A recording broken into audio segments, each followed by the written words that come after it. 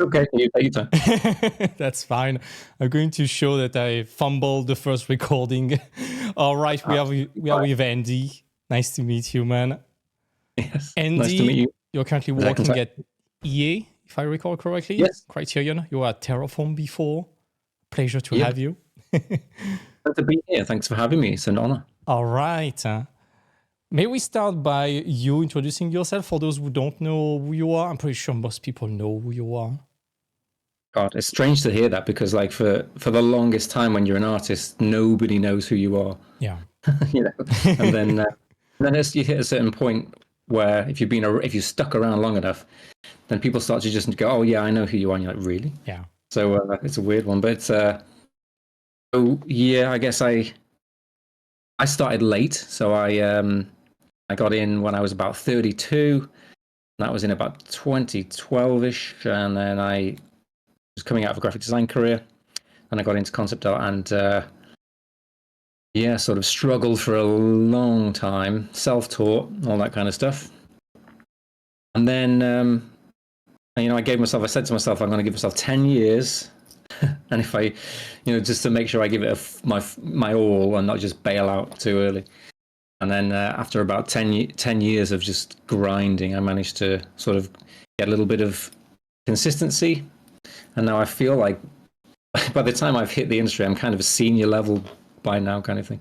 So, I've just been working, like I say, recently, last few years, got into Terraform, got my name out there a bit, got onto YouTube.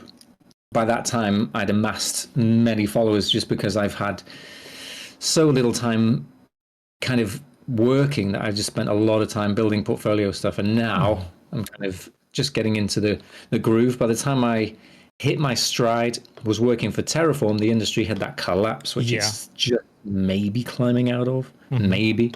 It's the question we can discuss, I guess. And so then I got picked up by EA. So it's it's a weird one. It's like I arrived just as everything was collapsing. Yeah, you told me about that last time. Yeah, that's about me in a nutshell, I guess. Yeah, and you have been doing a lot of YouTube videos, right? Well, yeah, I kind of had a break because they take quite a bit of time to do. Yeah.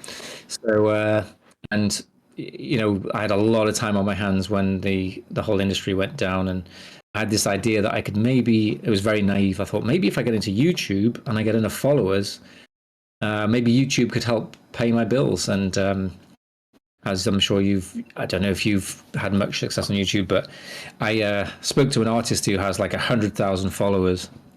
And I figured, well, if you've got 100,000 followers, you're probably paying half your bills with that. You can monetize it, yeah, definitely.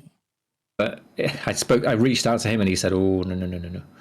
So it's not like that anymore. So I kind of gave up on trying to monetize through YouTube. And it just became a place for me to literally just take time out to help people and reach out and see if I could just make a difference in shining a light on some of the difficult aspects that nobody was ever talking about. Yeah, it's been a very big taboo before the collapse of the industry.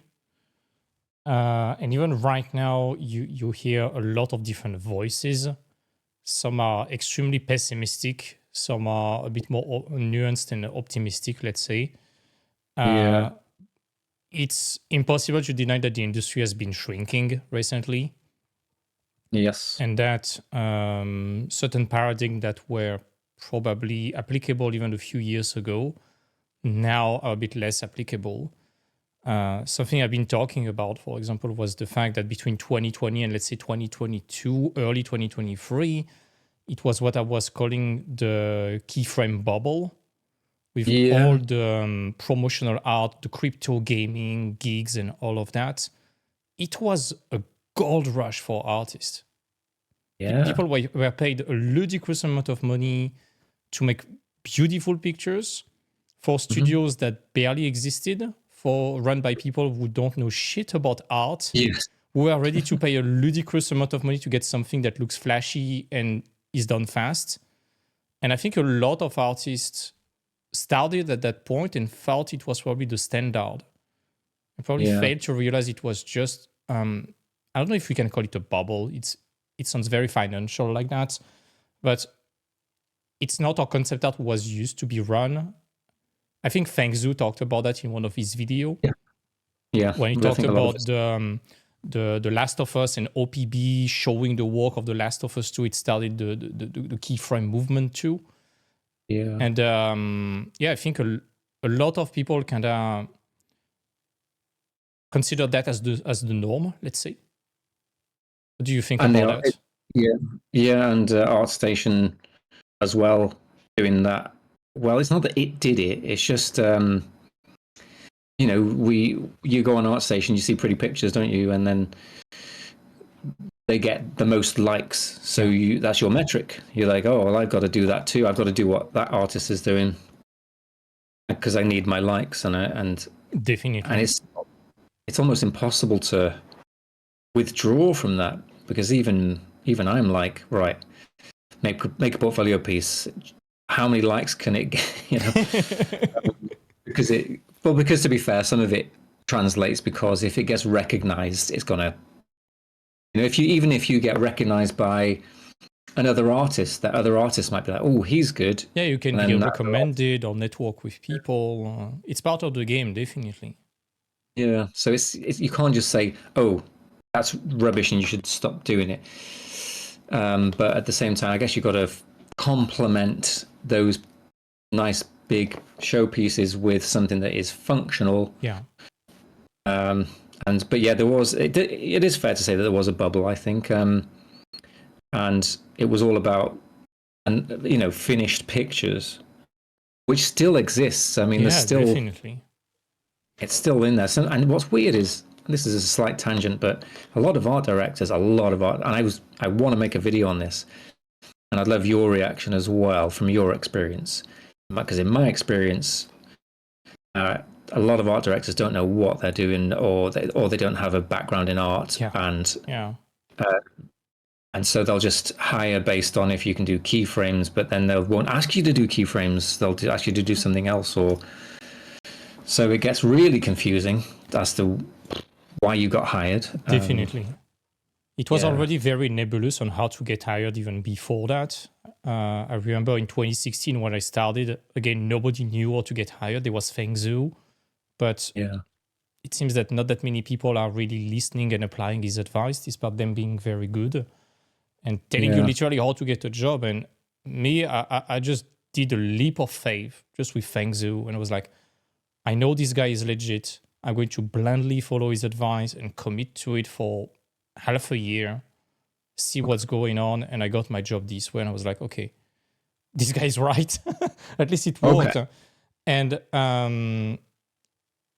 I think we can draw a lot of parallel between what was happening in the industry at the time and what is happening right now. Not regarding the shrinking of the industry, but regarding the perception of the job. I think you made a video about the fact that, a lot of artists, even today, they are making like temples in the sand, or just a random guy with a cloak walking towards something gigantic. It was already a meme back in 2014, 2015. I don't know if you remember the Adventures of the Salesman Stick. It was a Tumblr website. That's fantastic. It was already it was already the equivalent of the keyframes that we see today. And it's kind of weird. And to get back on ArtStation, you're totally right. It's not really that ArtStation did it. It's more that it's just a social media, and just like any social media, the algorithm rewards what gets you to stay on the app. Yeah. And what ends up being what we like to consume as artists is not what the industry needs, but it ends up on the front page anyways. But we see it and we love it is the thing. We go, oh man, that's so good. I want to do that. Yeah. And then you click on it, and if it gets like 3,000 likes, you go, oh, well, I definitely have to do it now, because maybe I too will get. That's the meta.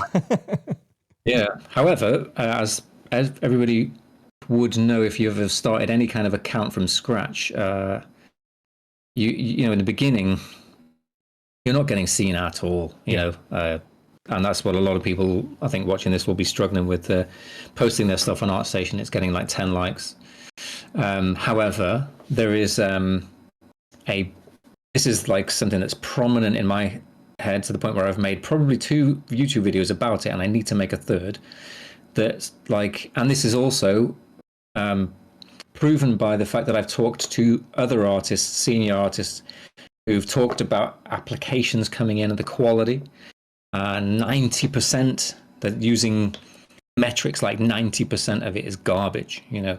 And I don't just mean good, nice pictures and not functional. I just mean garbage. And a lot of people are doing that. They're putting, and it's not quite fair to say garbage, because you could say that the art was garbage if somebody really tried their hardest and dedicated 12 hours a day to it for 10 years. Mm-hmm.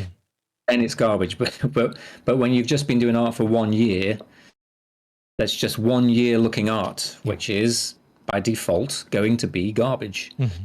And not a lot of people are comfortable with hearing those terms. Like, your art for the first few years is going to be crap, and it's supposed to be. And so then don't say, oh God, I've been doing this for 2 years now and I can't get a job. You know, it takes a lot longer than that to get job worthy. Definitely. And when we say these kind of things, I tend to use the same terms regularly on LinkedIn and things like that. And I'm getting a lot of fire for that. When we say that, it's by no means it's disrespectful. It's just to see that from the point of view of the industry, what it needs. And it's just to cut off the toxic positivity and all of that. Well, yes. We're going to talk about that probably a bit later when we talk about social media, but there's an astounding level of toxic positivity that needs to go away, I think. Oh, yeah. I think it's been driving a lot of artists, including pros, completely mad, because you've been posting artwork, whether they are good or not is irrelevant. Everyone tells you, oh, that's amazing, darling, that's beautiful. It's this kind of Oprah Winfrey type of feel-good bullshit. And then you're like, okay, I'm ready to get a job. You apply, you crash on the doors of the industry. There could be 1,000 different reasons you could not get hired. It can be your application, your CV, the portfolio. It could be many things, but people don't understand because they are like, wait, this guy on ArtStation dropped me a like and told me my work was amazing. How comes I don't have a job? Exactly. Yeah, when I was coming up and I would show my portfolio to people, I was aware that I probably wasn't good enough. That's what I thought, because I wasn't getting jobs. And so I was waiting for somebody to say, oh, of course you're not getting jobs because blah, your work isn't good enough, da da da.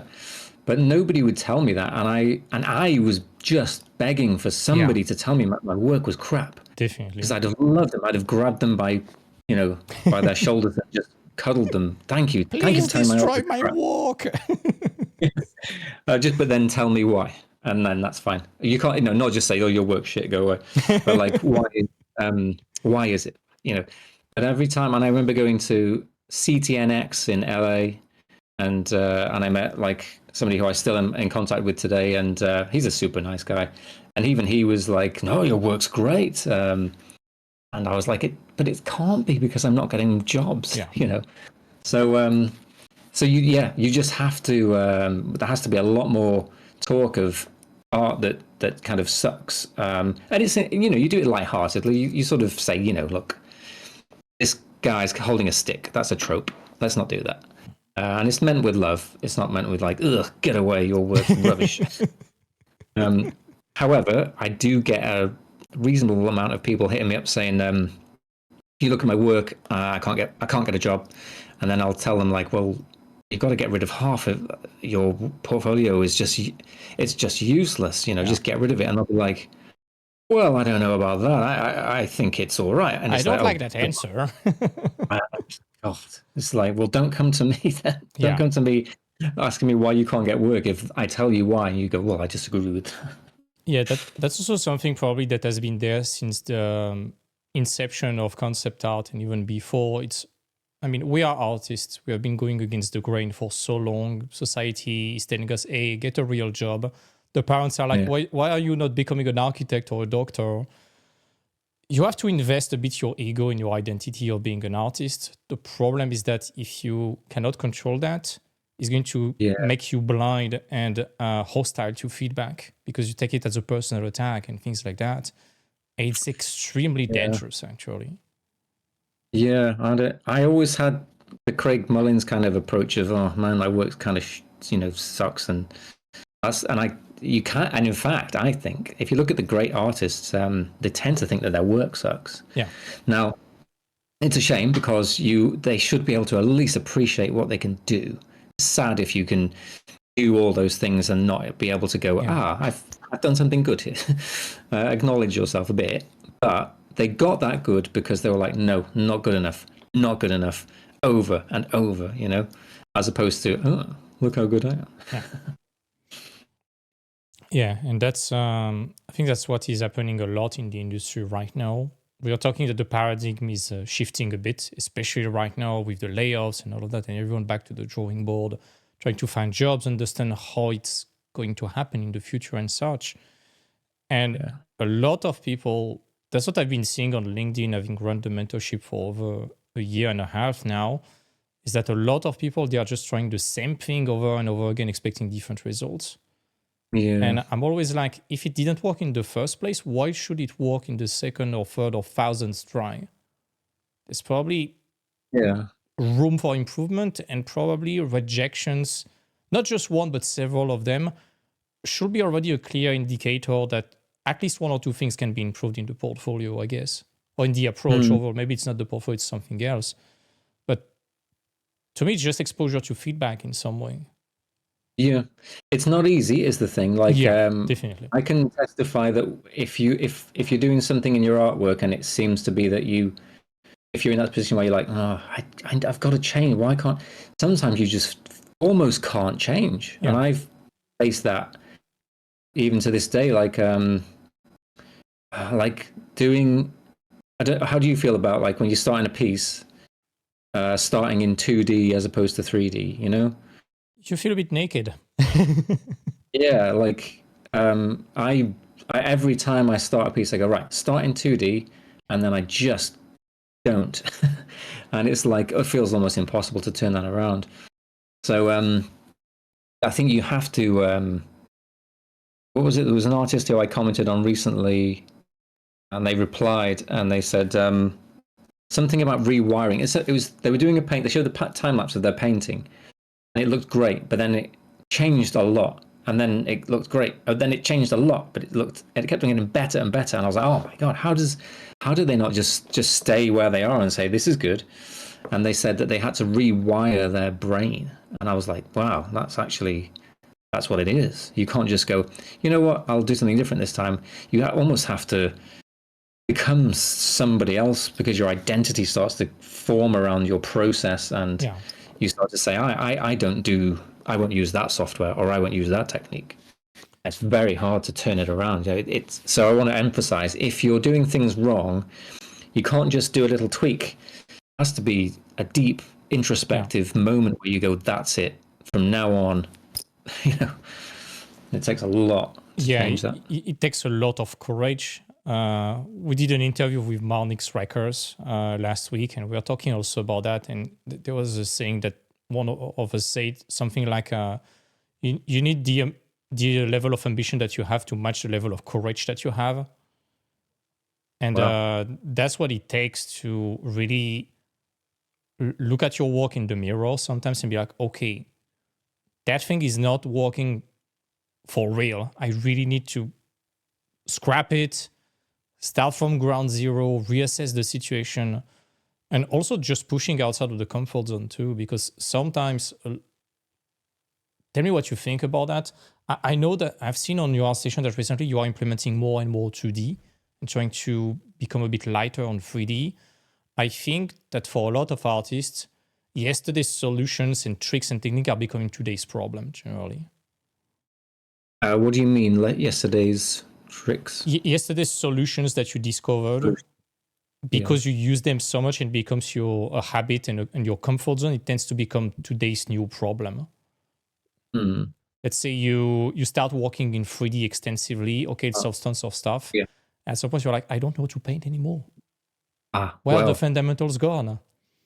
Yeah, and you'd be surprised. You assume that when you learn something, that's it, but it can go away. And it was years of going of denial, going, I I've done a painting and I literally, like a version 2 of a painting that I'd have done years ago, I can't do as good as that. Yeah. What's going on? And Yeah. it can happen. Yeah.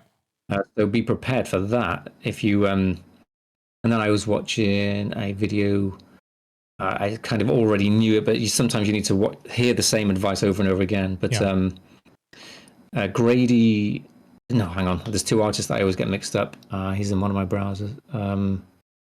His name is Grady Frederick. I got it right first time. And he said something about, if you're practicing your drawing skills, you have to keep making those mistakes, and they have to keep being fresh in your mind. Like, oh yeah, I made that mistake. I won't do it next time. Give yourself a month off, and you'll have forgotten that mistake, and you'll have to do it again. And but that's tricky because that means keeping up the same habits. But like when you get into a job, you will find that you're having to be so overly efficient that you can't afford to, make nice mistakes, choose longer routes that are more robust. You've got to hammer it out in the most unlearning way sometimes, where you're just going over the same comfortable ground over and over and over. And before you know it, you've been working for a few years, but then you're out of a job and you've lost so much skill, because a lot of the stuff is just, especially if it's for work and for jobs, it's not the most pretty looking stuff. You can't really put it in your portfolio.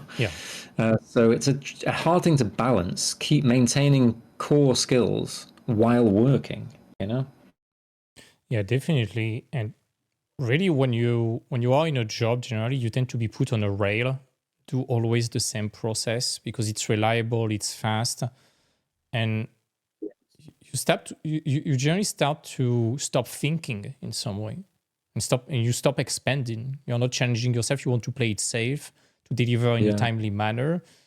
And the way I see the expectations of the market is just like the stock market. It's always going up.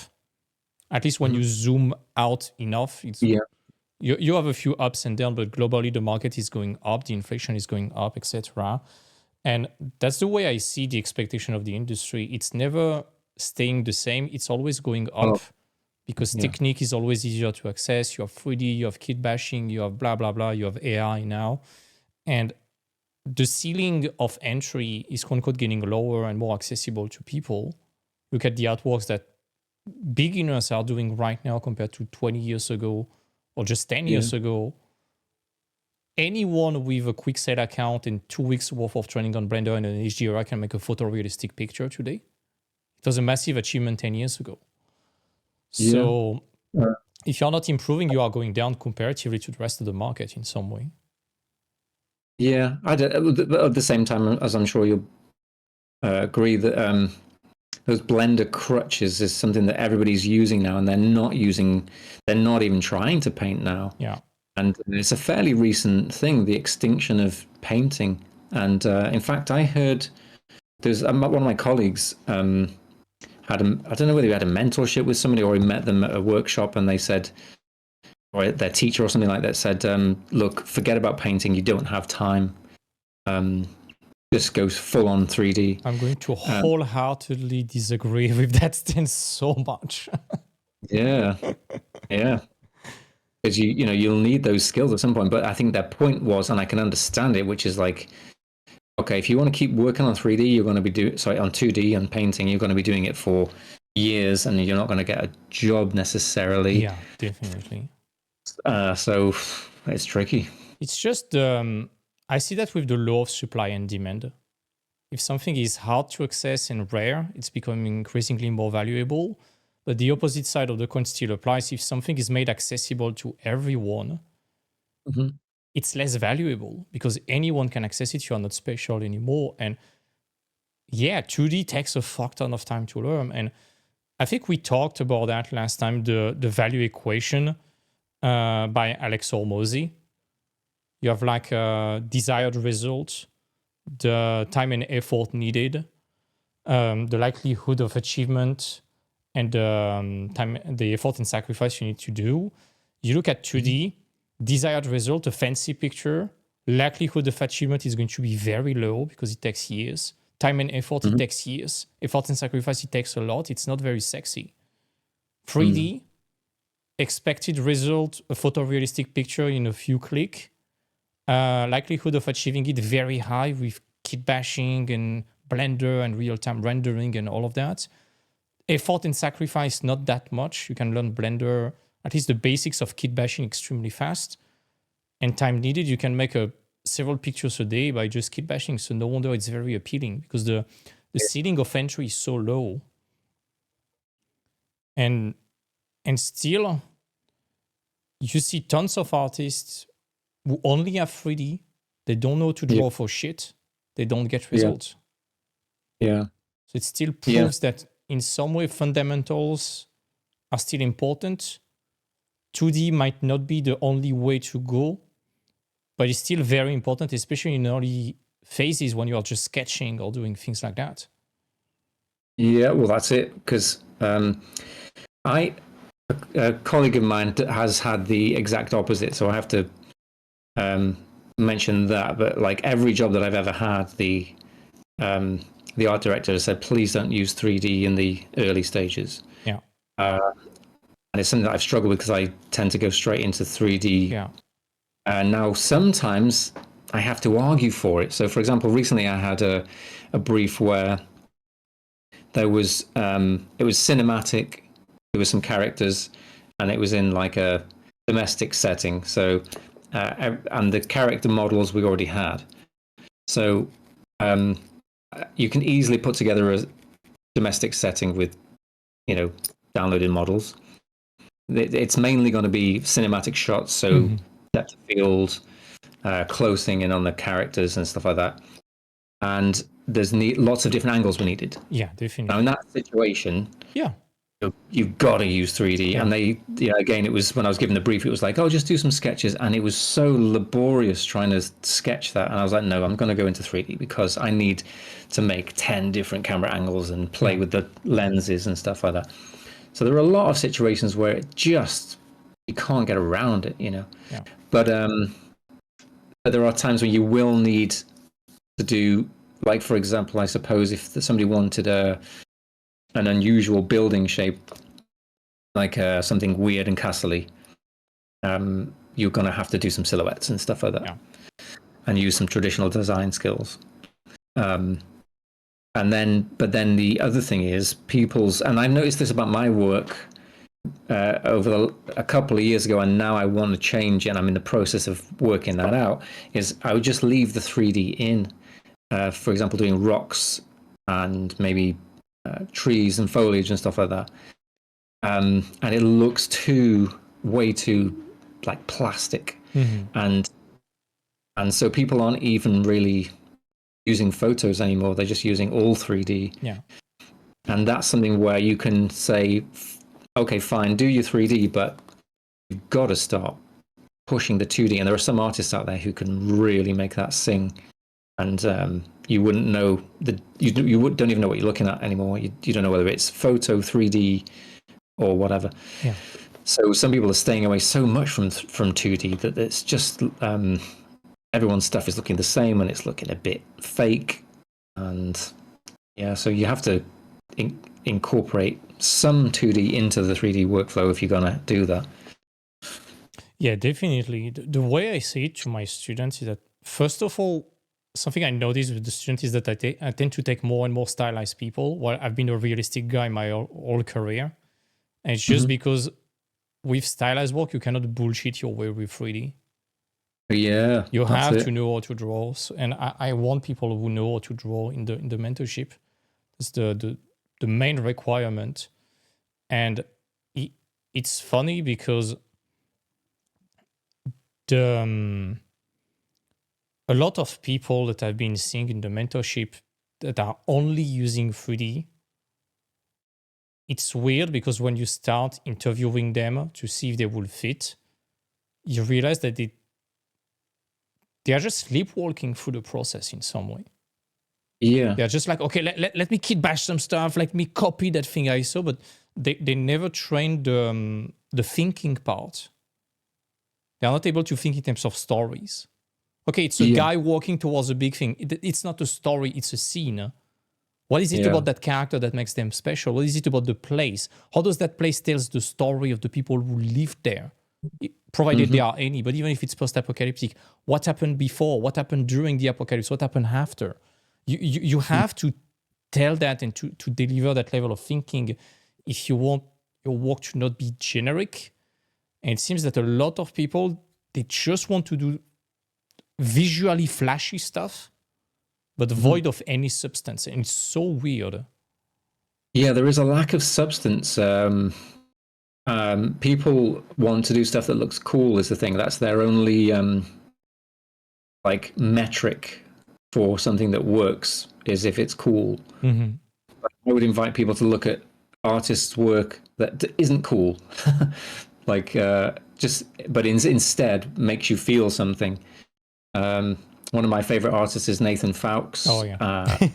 And just looking at his stuff, it's just color and light and more color, and it's just like, wow. Yeah. And it makes you feel something. There's so much emotion and life, and it engages the senses. You can smell the picture, even though it's super sketchy. You can touch it. You can see it move. There is much more than just a few patches of color and sketches.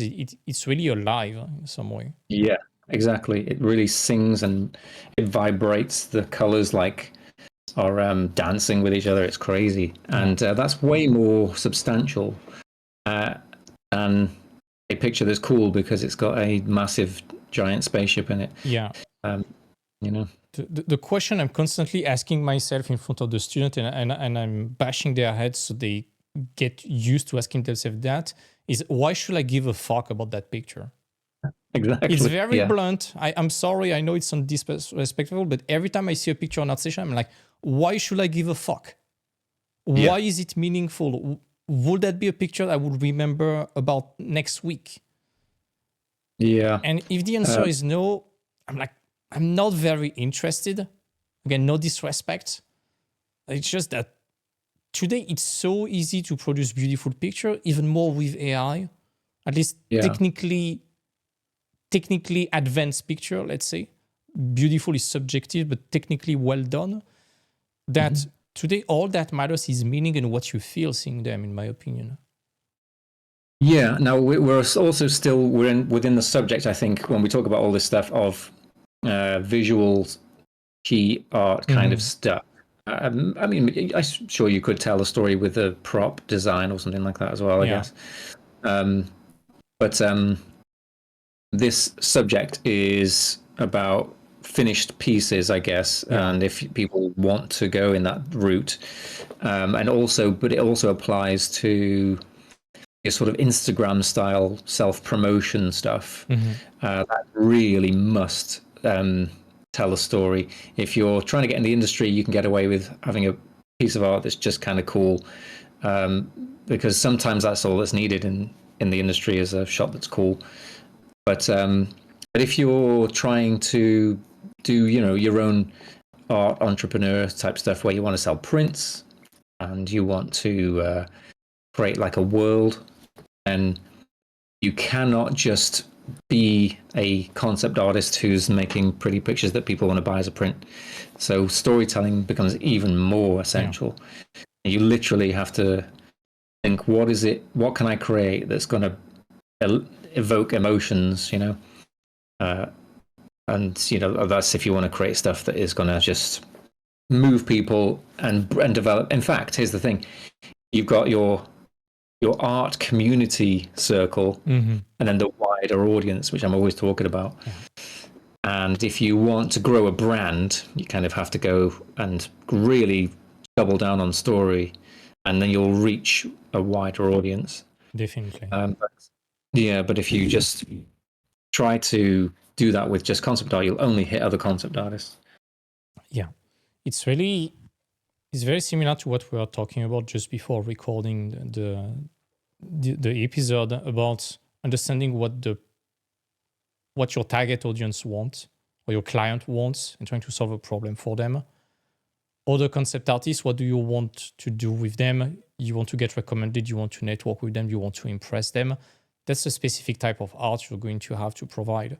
That's what we see on ArtStation. Studios, you want to solve problem for them in a different way. You're going to impress them in very different ways than you impress other concept artists, because they are not looking for the same stuff. And the public is a whole different animal again. Yeah. Sometimes they don't care at all about the technique. They just want to feel something. They want you to tell a story that they resonate with. Yeah. And that's it's we hard all to have like we all have that inside us. We all have something inside us that's that we really appreciate and that we want to tell. And yet when it comes to making the art, for some reason we just pick a big thing and a small thing, or a sci-fi thing because sci-fi is cool, and we forget about all the stuff that we grew up watching as a child that really like moved us. We completely put that to one side. It's weird. Yeah, that's definitely weird. Again, thanks to talk about that in his big video, The Spirit of Entertainment Design. Like, people started chasing trends or prestigious project rather than what they really like. It's also something that I noticed with certain people applying to the mentorship. It's like they always say, I want to work for insert whatever big name, like Wukong, God of War, Last of Us, all the big boys stuff, the prestigious stuff, and nothing against that. And then you ask about that. It's like, have you played the game? No. Do you like that genre? No. What do you like? I like to play Ori and the Blind Forest and Journey. Okay. Why do you want to work on those type of game? And you dig a bit, and not all the time, but sometimes it's just that they like the prestige and the recognition they would imagine they would get working on such a project rather than the project itself. It's like, what's the point of working on that super prestigious project if you hate your life doing it? That's interesting. I would have thought that for me, I based it on which is still a terrible thing, but the likelihood of getting such a job. So I always had a real soft spot for animation and sort of cute stylized stuff. Like, I don't know, I kind of always wanted to work for DreamWorks, or even doing like background art for quirky animation stuff, again stylized. But I thought, well, I just probably not going to get hired for that. And whenever I upload stuff like that, nobody likes it. So, and maybe the animation industry didn't pay as well. Fewer jobs, fewer job security, and all that kind of stuff. So we choose what we do, or the direction that we want to go in, based on very strange metrics. It's not always we're not always following our deepest passion. Yeah, definitely. It's kind of weird.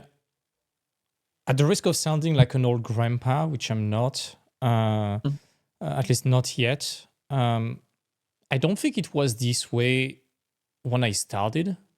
I think we started roughly at the same time, if it was roughly 10 years ago. And people were really chasing just what they like at the time. At least that's the impression I had.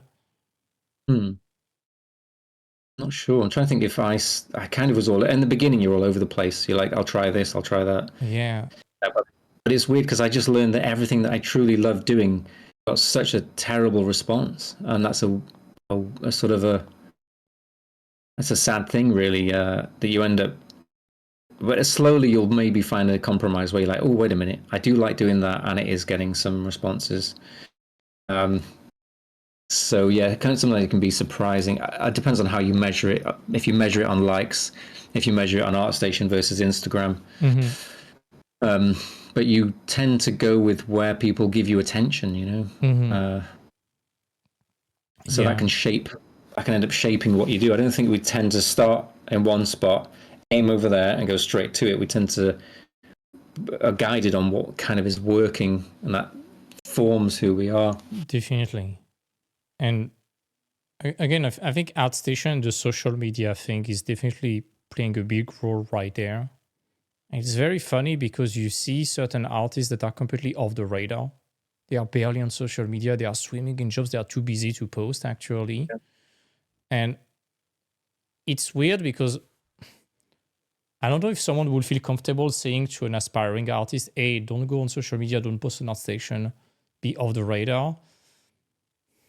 Unless they are extremely aggressive at applying and networking on their own, it's risky. But at the same time, you cannot expect to just post your work on ArtStation and hope that someone discovers your work and wants to marry you with a job. Well, that's kind of how the only way that I got any work anyway is the thing. Like, that's because it was always the big question: is how do you get work? Yeah. And I remember hearing a quote from maybe Eitan Zana, and I think he said, "You post your work," or it was in the One Pixel Brush camp, and they said, "You post your work online, and if nobody offers you work, then you're not good enough to work." And I was like, "Oh right, well, I'm not getting any work, so I guess I'm not good enough," kind of thing. So I've lost my thread a little bit as to what you were just saying before, but yeah, like I think what I was trying to say is like the only way that I knew how to get work was to just hope for the best, because if you reach out to people, you're going to get ignored a lot. So you have to get good enough, and I don't know if it's still possible to do that on ArtStation, because I feel like ArtStation has it's over its peak. Before, it was everybody was on it, and you knew all the artists were on it, and it feels a little bit quieter these days. But that was the only way that I knew how to get work, was people would call me up and send me an email and say, "We like your work, will you work with us?" But and these days, if you apply for a job, you're going to be one of 500. So I think that's where a lot of artists are struggling. I've been discussing that a lot with my student recently. It was I've been running the mentorship for a long time now, a year and a half, and it's only now that we discovered that the biggest bottleneck they had was the application process. Actually, it was not building good work. I shared their work to a lot of pros, and it was like, yeah, that's good enough, more than good enough. Sometimes better than certain pros already working. And we're like, why are they not getting tons of offer? And it's just that not that many studios are reaching out to people all the time. And at the same time, I'm like, wait a minute. It seems to me like a weird strategy to just post work and wait and hope, because once you post your work, nothing else is in your control. You're not controlling who sees your work. You're not controlling when they see it, if they are available at that moment. You're not controlling if starting a conversation with them. So to me, hope is a very bad strategy. And I'm like, okay, you're probably going to get ignored substantially when you like apply to jobs. But applying to jobs is still better than not applying to jobs. And I was like, okay, what are the other avenues where you could technically force luck to happen? Because eventually it's all about luck. Yeah. Even getting your work discovered by the right studio at the right time and them contacting you and you being available is just luck upon luck upon luck upon luck upon luck. And what about forcing it? And that's why at the same time I discovered Alex Hormozy, the entrepreneur guy, and he was saying something like volume negates luck. Yeah. And we were like with the students, how can we force that? And it's just like, okay, job applications, you do not control the amount of offers that you have available, because you do not control who is sending a job offer, who is applying to it, the competition, especially today with the state of LinkedIn and all the Excel sheet that everyone is watching. You open one of those Excel sheets, there's 300 people watching it right now. So it's safe to assume that as soon as there is a job available, you have 300 applicants immediately. What about cold emailing the studios? Well, if you can get an email, like normally whenever I've tried to email somebody directly, it's like there's like a wall. They just kind of aren't open to being contacted. You can probably always find, maybe not the studio email, but the contact email of an artist, the open application email. You look at any website, you look in the general user condition, you search for an @ you're going to find the email of the studio all the time. Generally, there's a way to cold email someone or a studio or an artist working there. There are several artists. Maybe one of them is going to have an email. You don't have to have the permission of the studio to apply, so you can virtually apply to an infinite amount of studios. You have to do it with tact. If you say, "Hey, bro, please hire me," they obviously don't have a job available. But maybe at least you can build a rapport. You can build a relationship. Maybe you will get feedback. Yeah. At least it's worth trying.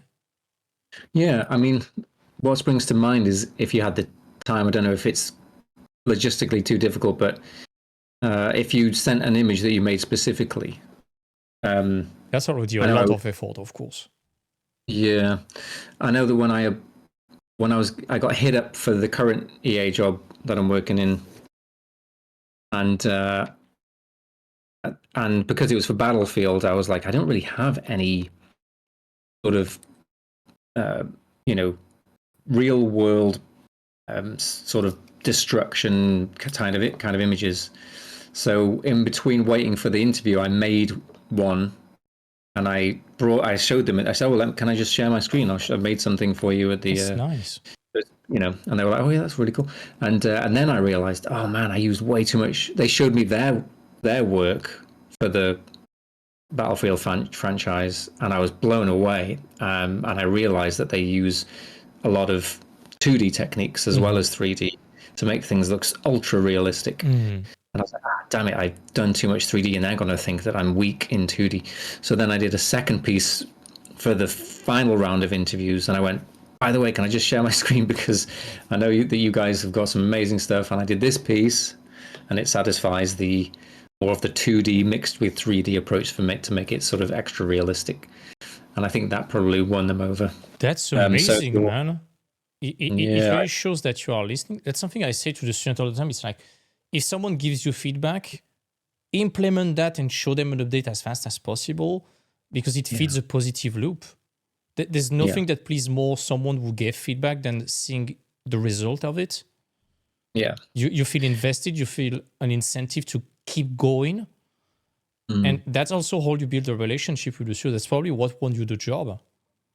Yeah, I was really enthusiastic, and I'm usually quite good in interviews, and I really the thing is, the people were really nice, and it makes it easier. And because I'm not necessarily a people person, but I'm a nice people person. So if I find nice people, I get extra enthused, and they really probably felt that there was a lot of enthusiasm to be part of the team, and everyone gets along really well. And so with that combined with the other stuff, I think that is what did it as well. But it made me think that if you were to cold approach, you could say there was a particular game that you wanted to work on, and they're working on it, and you show them something that is, and this is the thing, because as we talked about before, quality is a big factor.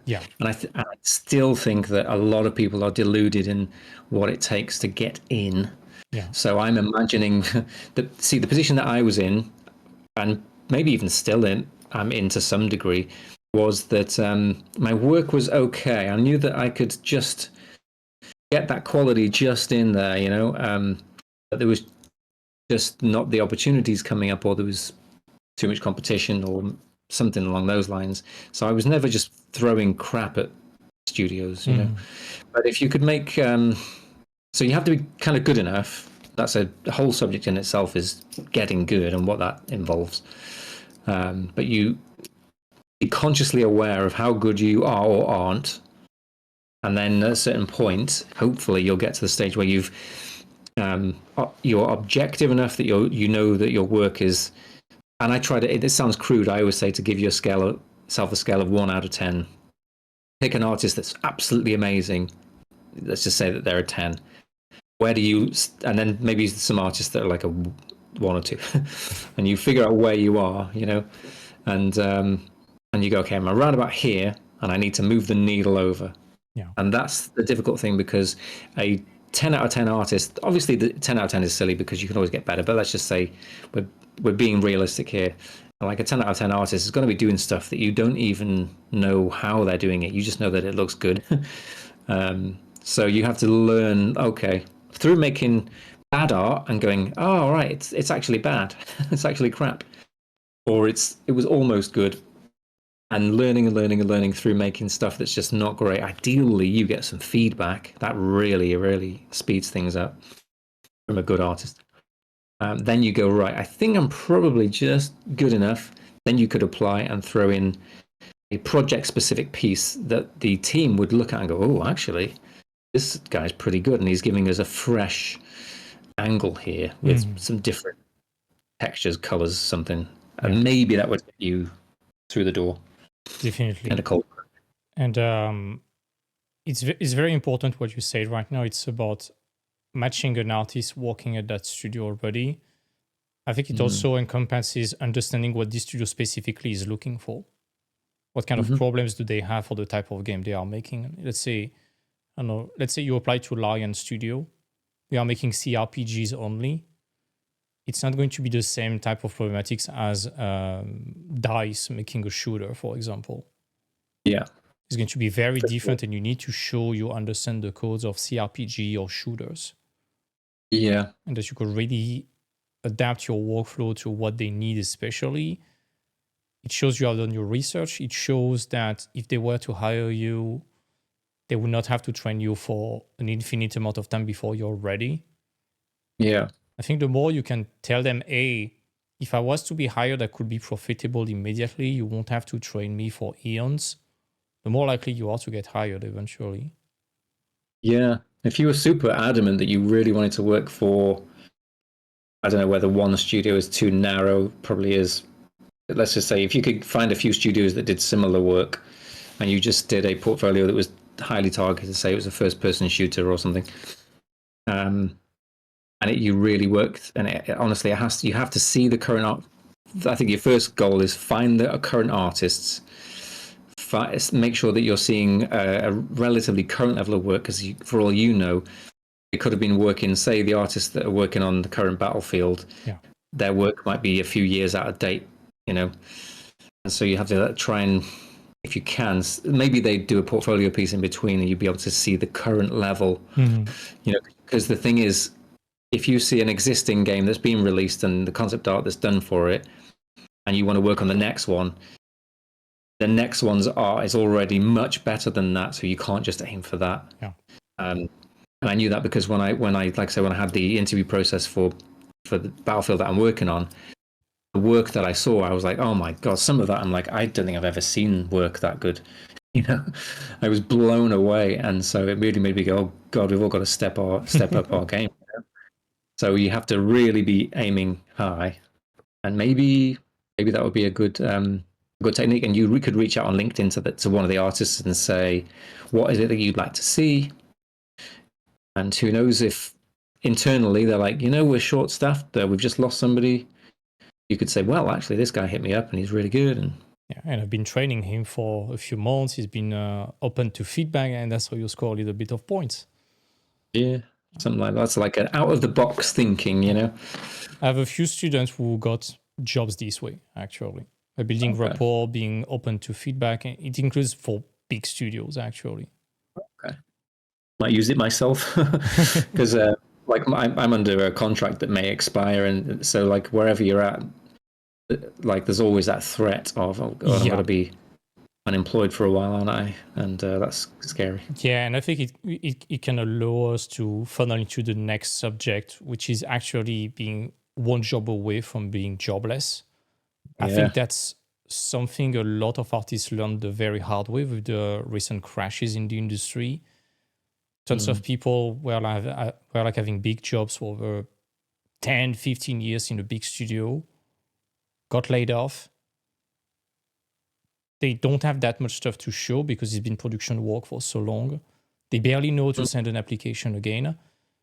They don't know to apply again because they have not been doing that for years. And it's extremely hard. And I think the recent layoffs and such have been teaching everyone that, being one layoff away from being jobless is a terrible strategy. We have, as artists, to keep applying, keep reaching out to people, keep networking, keep getting seen, even when your schedule is full, and probably especially when your schedule is full. Yeah. and that's difficult. You've got to make that time. You should be, I don't know, because as we talked about the potential of extinction with AI, which is like another subject, I guess. You don't really know and what's around the corner, so you kind of have to be thinking of not just what could my next job be, but how could I transition my career if I had to be self-sufficient, given that the income difference between self-employed, even if whether that be full-time or freelance, versus an independent artist is going to be pretty big. So you're not necessarily, whatever your lifestyle is, it's going to take a hit. But I'm actually recently been telling my colleagues, like, look, in your spare time, work on your own IP and see how far you could push that. Mm-hmm. And I'm trying to do that myself. It's so hard to get extra time. It really is. So it has something you have to do, though. Whether that be applying for work or keeping yourself sharp or doing your own portfolio pieces. But it's a sad thing, actually, that in life, when you're trying to experience your life, looking at the greater context of life and how finite it is, that we spend all of our time working and our extra time working as well as artists. What in that case? What about the other side of the coin regarding applying, especially when your schedule is full? Okay, it takes a bit of time, but if you land an opportunity with another company, they have to pay you at least as good, if not more, to justify getting you, or else provide you with a better project. If you have an offer, you can get back to your current client and be like, hey, I have that offer. It's hard to ignore. Would you mind aligning with that? You can back and forth this way. So, in worst case scenario, you can afford to lose the deal because you already work. So by doing that, maybe not actively looking for work, but doing a bit of maintenance, maybe 1 hour a week, something like that. You send 10 bottles at the ocean per week, something like that. No big deal. Yeah. It's not only the possibility of getting other opportunities, but it's mainly they have to give you better for you to move to them. So in some way, you're feeding a virtual circle where you can negotiate very aggressively because you don't care about losing the thing. Yeah. You are in a position of power where you need them less than they need you. So more argument. You can potentially set a precedent if one of your aggressive negotiation lands that can then be sent back to your current employer to raise you and feed a virtuous circle overall. And worst case scenario, you lose that good opportunity. You still have the other one. And maybe that's what I was talking to with Mark Molnar. He was explaining that even when they are full, they have to keep applying to fill the schedule in advance and to remain safe in case they lose a client or something like that. You build the safety net, and worst case scenario, if you have a bunch of friends, you can start outsourcing a bit of your work to make extra money. Well, yeah, then there's the outsourcing argument. I've never really got into that, but that would be interesting to look at. But and then I suppose it's depends on, like, some studios, they just have their pay ceiling, and that's that. So I've seen like various jobs that I've applied for in the past. They've just had like a certain amount. It's hard to imagine that they would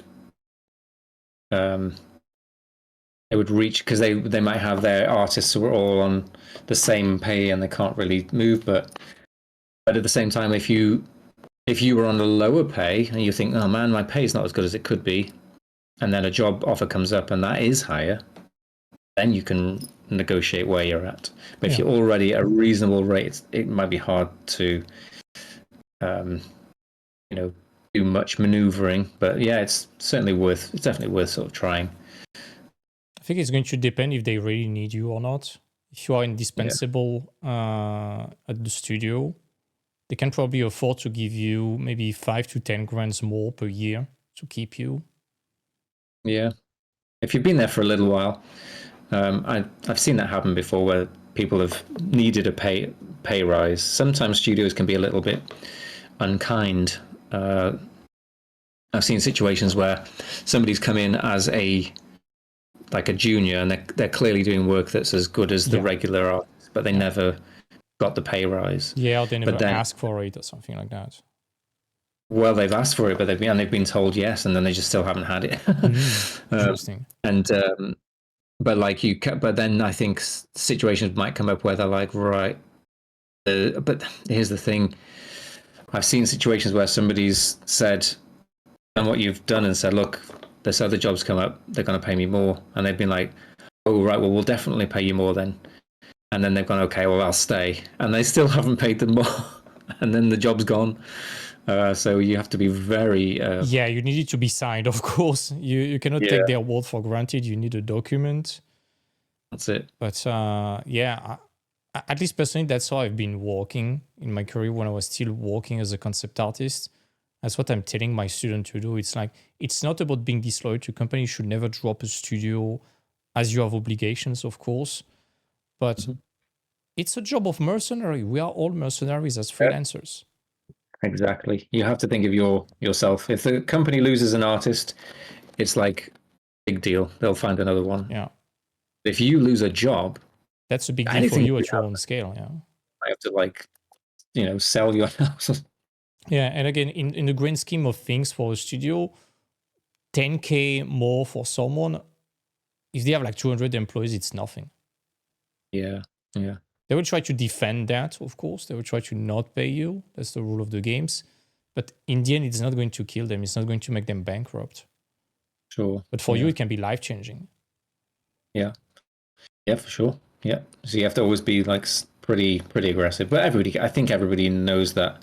It's just something that you have to factor in, I guess. Yeah, it's just that so many people, they are like, oh, I'm afraid I'm going to disturb them, or they are going to blacklist me. No, you're sending an application. It's rule of the game. Unless you insult them, they might blacklist you in that case. But unless someone explicitly tells you to stop writing them messages, you're not annoying them. That's fine. Yeah. Plus, you're invading their professional space, not their personal space. Everyone is paid to have a professional space. Yeah, sure. So, yeah. To get back on the industry and people being deluded on what is required to get in, I remember in one of your videos you said that there might be too many artists in the market. Yes, today. there definitely is. And my question is, that's my point of view at least, is it because there are too many artists or too many unqualified artists? Yeah. That's very different. Because that's very different. Yeah. Because I was speaking to somebody recently in my professional world, and they've just come from a studio, and they were like, "Oh yeah, we had like 500 applicants," and I was like, "Question: Did your staff go through all of those applicants?" And they went, "Actually, they did. They found that 90% of them were just crap. Not even crap.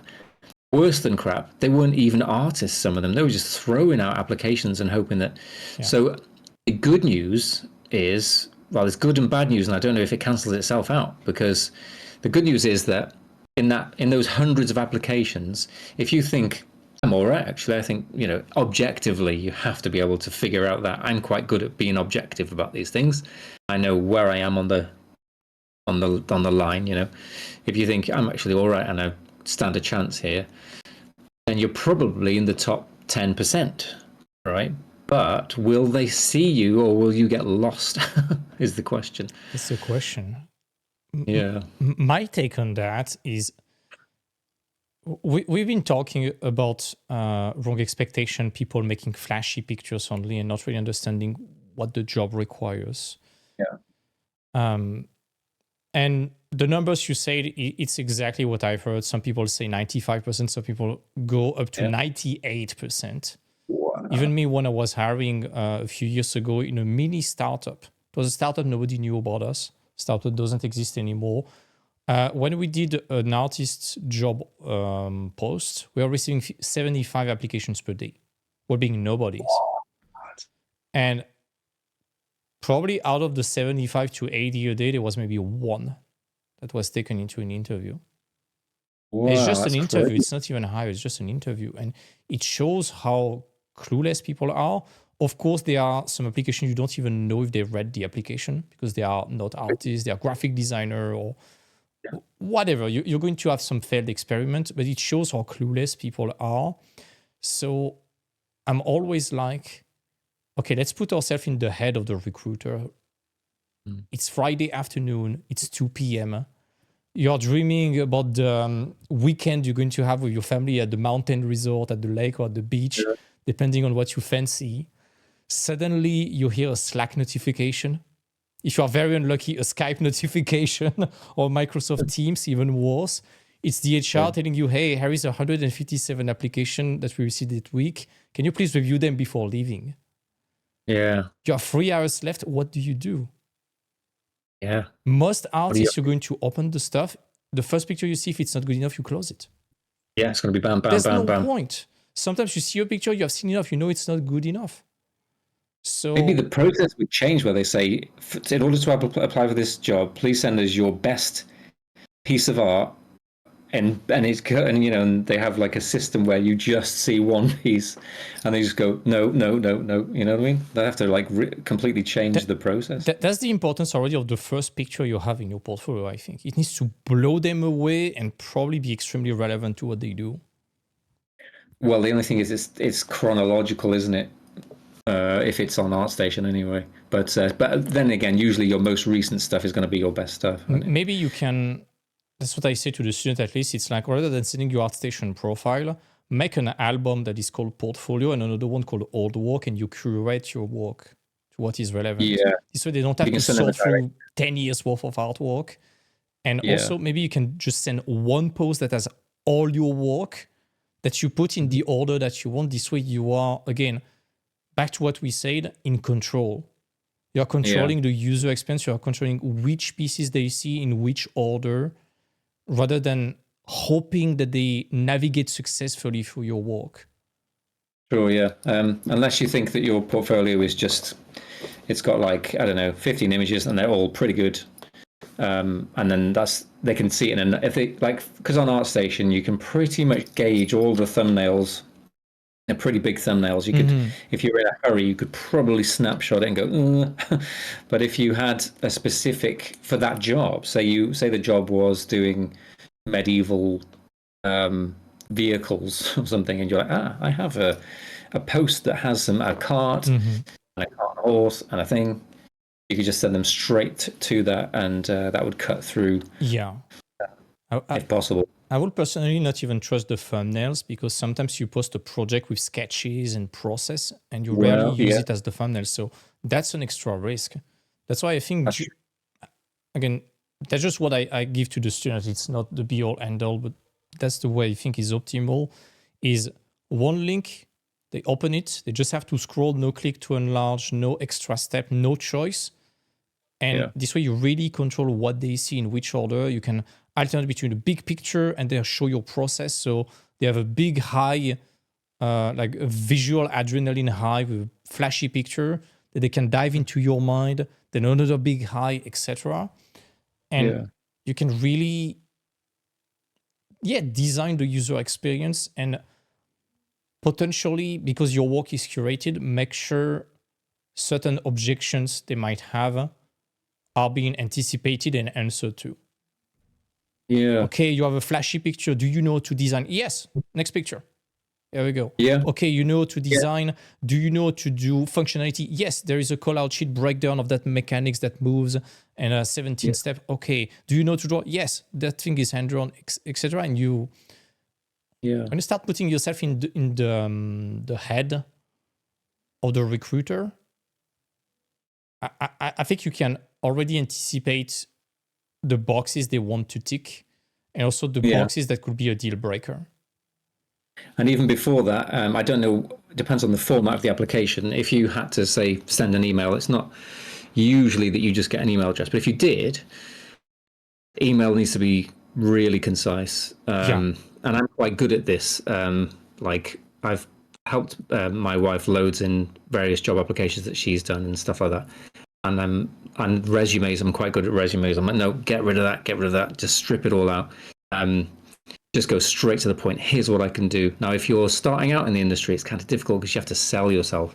But if you've done a few things, then you could just literally go straight to what you've done. Yeah. And nobody, as you mentioned, that scenario where the guy's sat in the office and he just wants to get through it.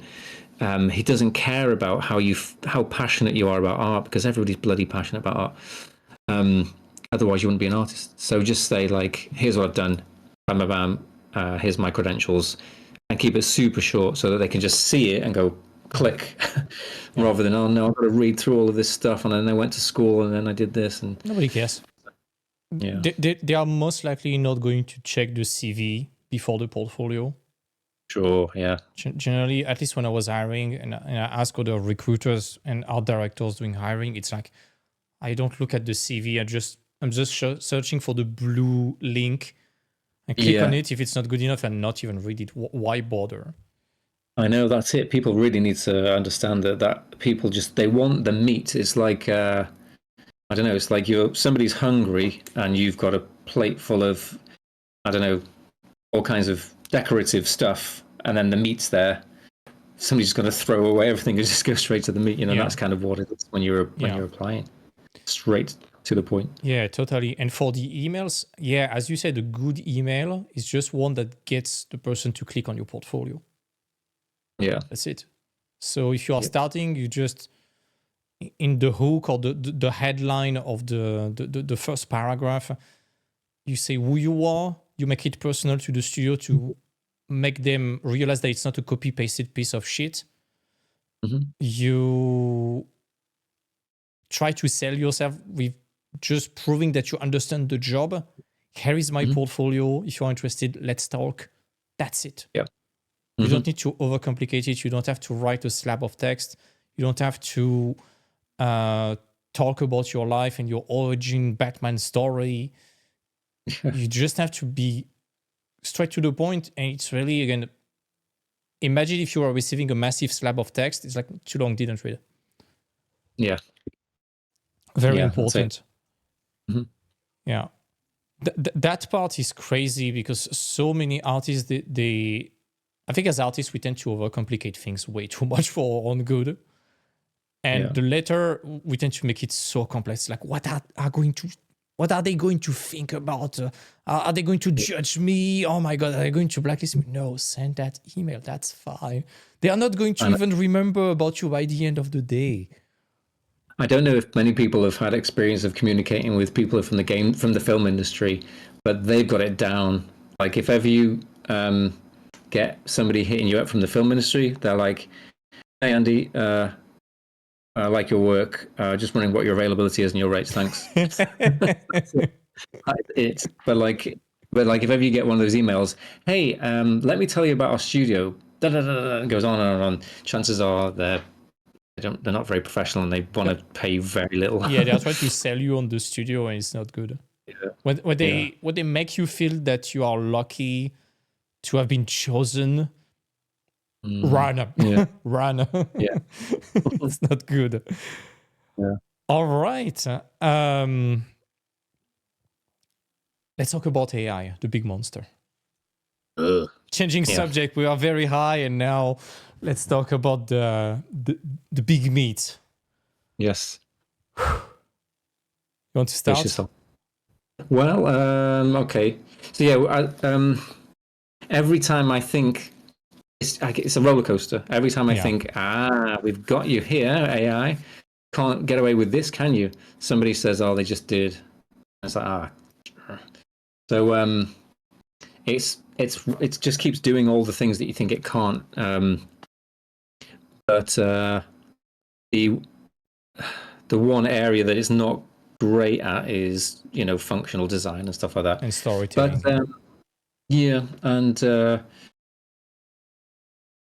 the stuff that we I think every concept artist can think of any brief off the top of their head where they're like, there's no way AI could do this. It's like, take that thing there and turn it around that way and move it over that way and just adjust that a little bit, depending on how fussy the art director is. And you have to be able to do that and have everything at your disposal. But I don't know. At which point will AI make it so that you just take the thing that's in the corner of the piece and scribble a different one and use a caption that says, keep that but rotate it 90 degrees, and then it just does it. At some point, maybe that will happen. But it's just a matter, every time, whatever it is that we can do, it's getting closer and closer and closer to being able to sort of do what we can do. And currently, as we were talking about before this call, the film industry is using it just far and wide. It's absolutely in there, and how I think it will work is, rather than people think that they're going to get in an AI artist. That's not what's going to happen. Well, okay, let me just finish this thought, because what's happening is some of the more simple stuff it's already doing. Say they want to see the film art director, production designer, they want to see a landscape with a castle. It could generate 50 of those, and everything can be consistent. Before, like in Midjourney, we're not talking about Midjourney necessarily anymore. We're talking about slightly more advanced AI and stable diffusion type stuff. It's able to generate multiple things with slight variations. It's also able to take a crappy 3D render, you feed it photographs, and it will turn that crappy render into a photoreal thing. So what would probably happen is a growing percentage of the stuff that you would do is being done by AI. And at first I thought, okay, well then you'll just have to learn AI, and that percentage you will do, but it probably won't, because it'll probably be taken and given to somebody cheaper to do that percent of your job. And now you're just only being given the stuff that AI can't do. And I think as time goes on, that's going to be smaller and smaller and smaller. But maybe there'll always be one little bit left. That's my take. It's weird, because I was surprised when you told me that about the film industry. I'm so focused on the game one that I was not really paying that much attention. It makes sense for games, as you were saying. Functional stuff is important. In a movie, you can make something dysfunctional. It's going to cost you more at the rendering, and the public is not going to see that. But if you make something dysfunctional in a game, it's going to lag on everyone's PC, and the players will be furious. So you cannot get away with bad optimization in game as well as you could do with movies. And AI is still struggling a lot with functionality and remaining coherent from one ID or one generated thing to the other. Yeah. Let's say you do an interior design, it's unable to do the exterior design, for example. Yeah. Combining multiple interaction is very hard too. Let's say reloading a gun and having different loop of animation on a gun, something like that is going to be very hard. Different move sets for a character would be tough. And also design multiple things in the same scene at once. It's going to try to have a shotgun approach and scatter randomly stuff. And as you said, unless you can circle something and be like, change this, it's going to be tough. The way I see AI in the future is literally you're going to plug something on your head, you're going to think, and something is going to appear. And I think in that case, it's going to sweep away all the discussion we have surrounding AI about the fact that, sampling artist work is definitely not good. I think everyone can agree on that in the industry. And rather, if you think and it appears, it's just based on your own mental library. And in that case, I'm like, okay, in that case, may the best creative mind win. I'm not expecting your average AI bro to be able to have the same level of sensitivity, human experience, ability to tell a story than a veteran artist will have. Yeah. In that case, I'm really like, may the best creative mind win. No problem. Come at me. Yeah. It's I think we have a problem of medium right now. The fact that he's trying to sample, and I'm not trying to excuse AI for that, but I think AI sampling existing work is just because it has no other way of trying to figure out what you want. It just, you prompt something with text. Text is already a different medium than picture or your felt. So there's a lot that is lost in translation between your felt and the way you can express it, and between text and AI trying to token match it. And it's just trying to guesstimate based off what it knows what it is. If it can directly translate what you think to the picture, that's a different animal. I don't know if that can ever happen, because if I think of a piece of art, it's not a visual.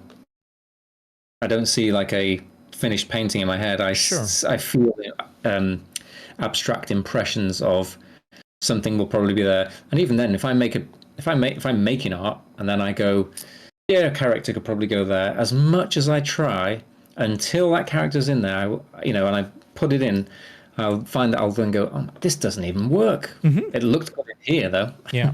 So and that's what we are doing already, working in 3D or painting. As we are making the picture, we are having that discussion with ourselves. Yeah.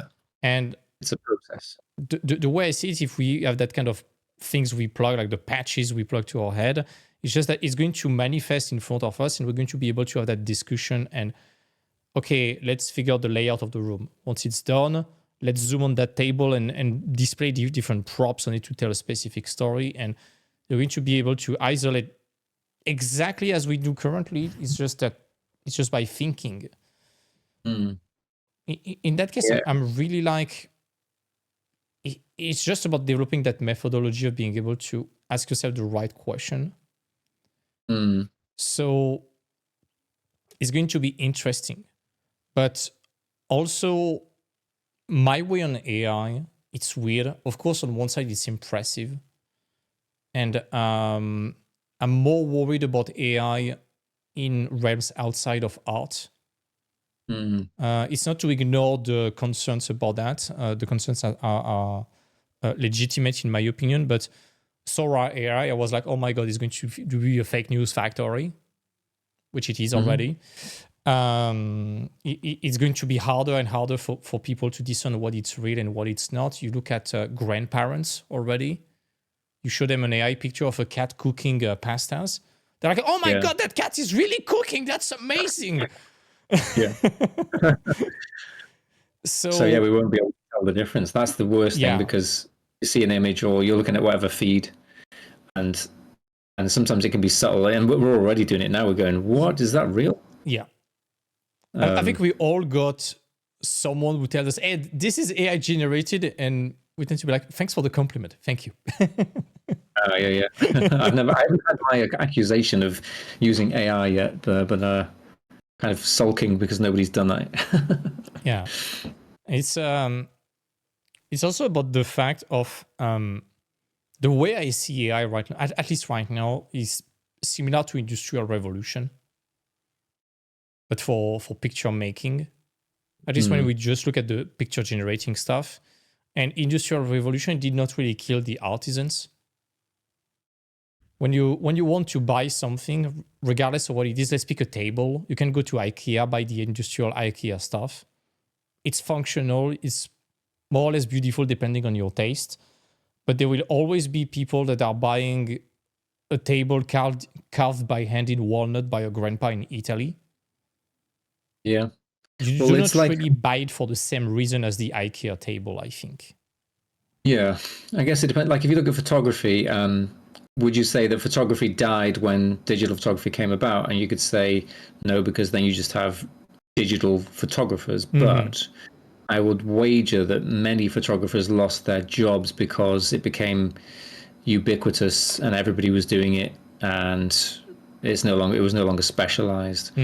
So that's the danger, is people would still need to hire artists. Maybe it'll be such a small degree that it becomes like, do you want to be a stonemason? It's like, well, there's not many stonemasons around. It's like, well, nobody really needs a stonemason anymore. Yeah, it's because now everything's made of concrete. It's going to be about becoming very unique and niche as an artist, I think. Yeah, but that's why, as we've talked about, you kind of want to be aiming towards creating something yourself.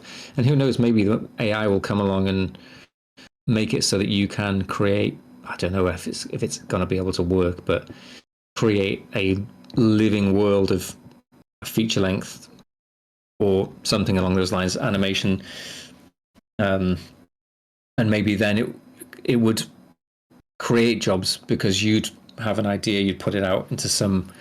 Maybe that's the future. There'll be a forum where people post their full AI creations, and you have to, like a subscription service like Netflix, you then watch those things, and maybe it gives people an income, and maybe they hire teams around that to help, nudge it together because it can't be entirely AI generated.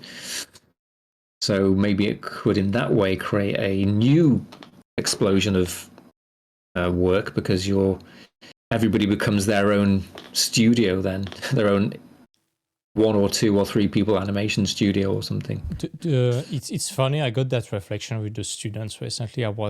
My way of thinking about that is, I think that probably by the end of the year they are going to try to implement that already. I think an AI Netflix is definitely on the way.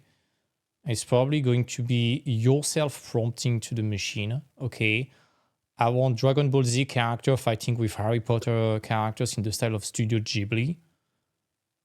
It's going to create something just for you.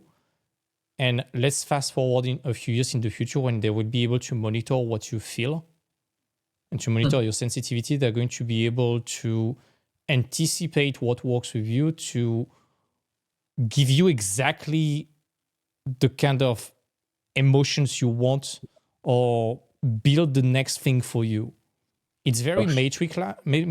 It's very dystopian in some way. Yeah, it's weird because it's just feeding you dopamine. It's just learning how to better manipulate you emotionally.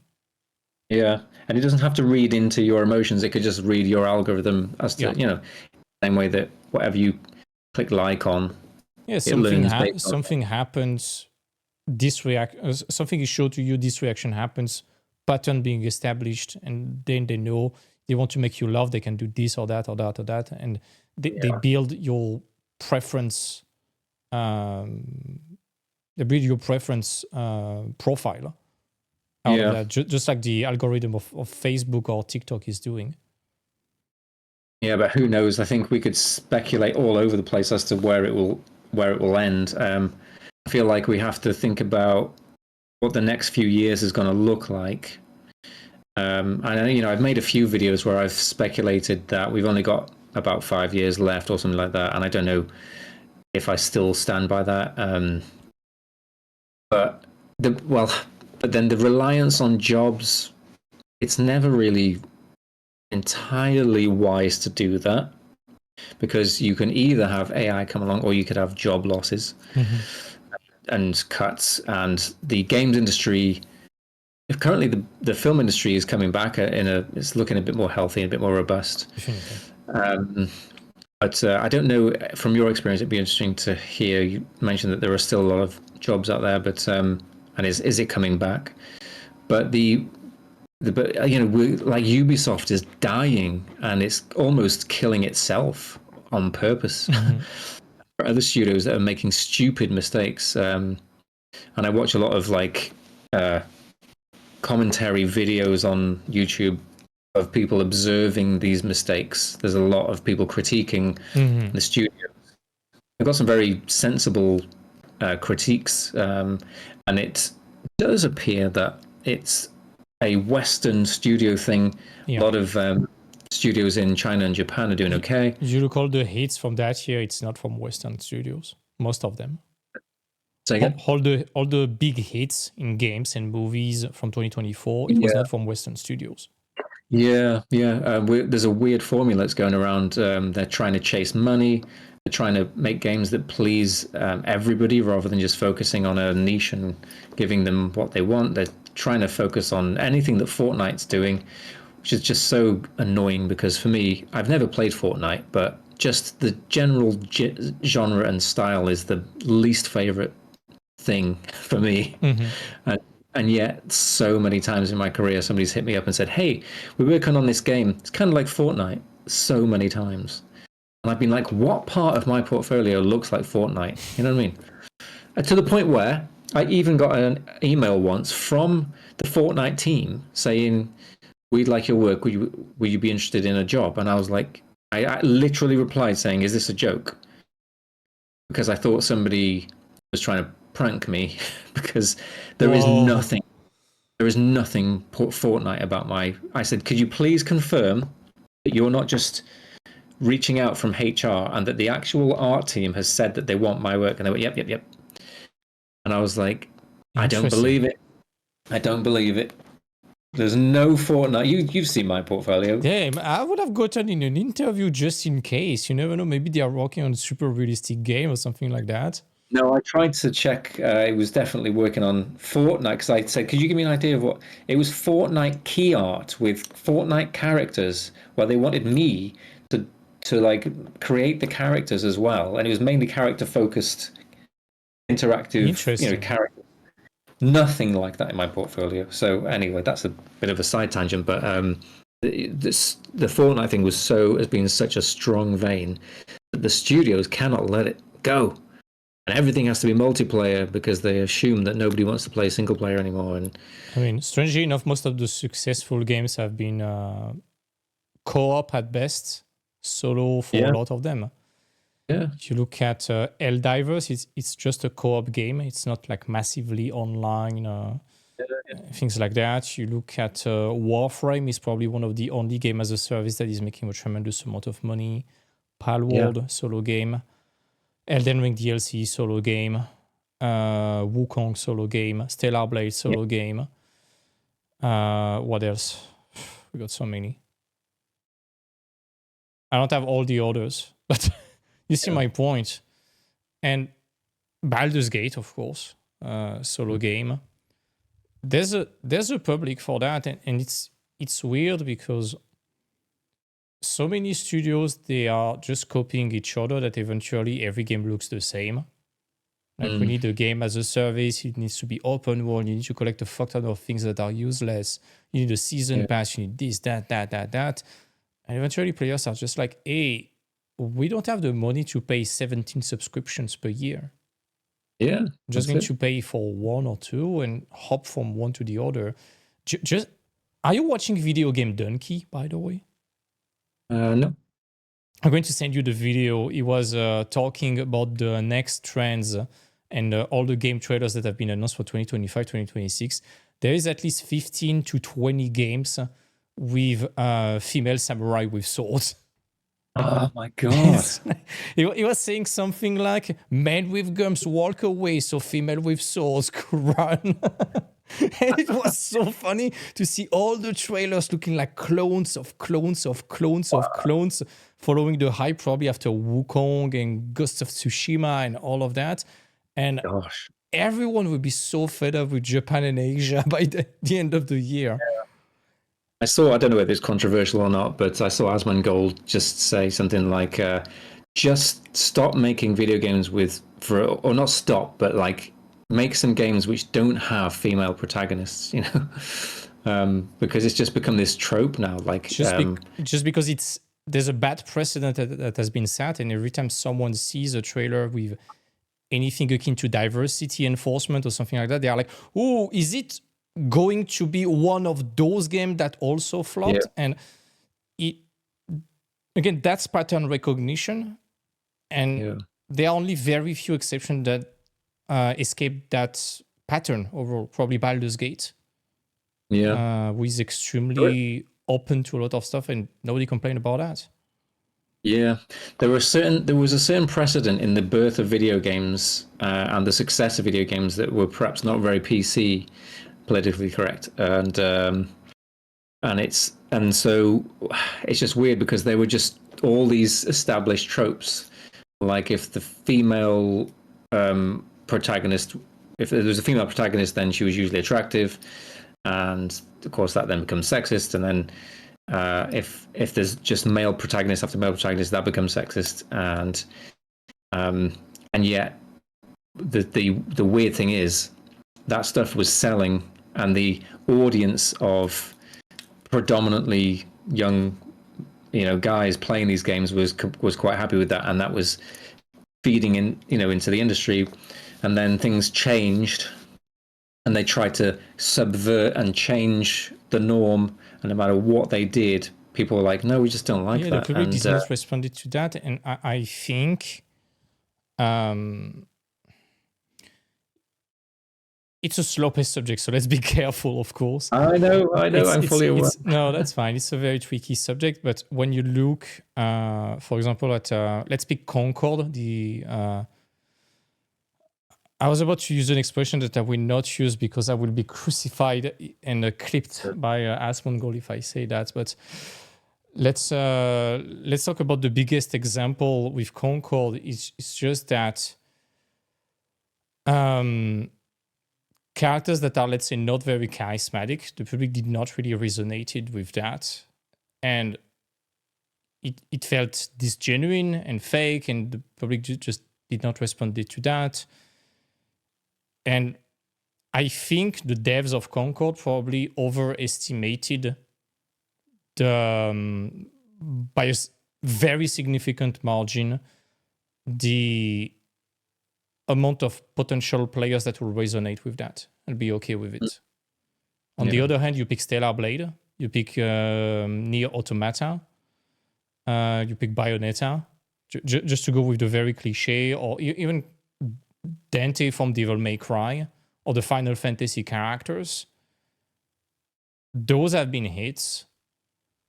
And I don't know in which proportion. The games are very good, but the characters are also charismatic and very attractive and likable. It's not just beautiful or charismatic or likable, it's all of them. When you have a character that is not beautiful or not charismatic but likable, you can get away with that.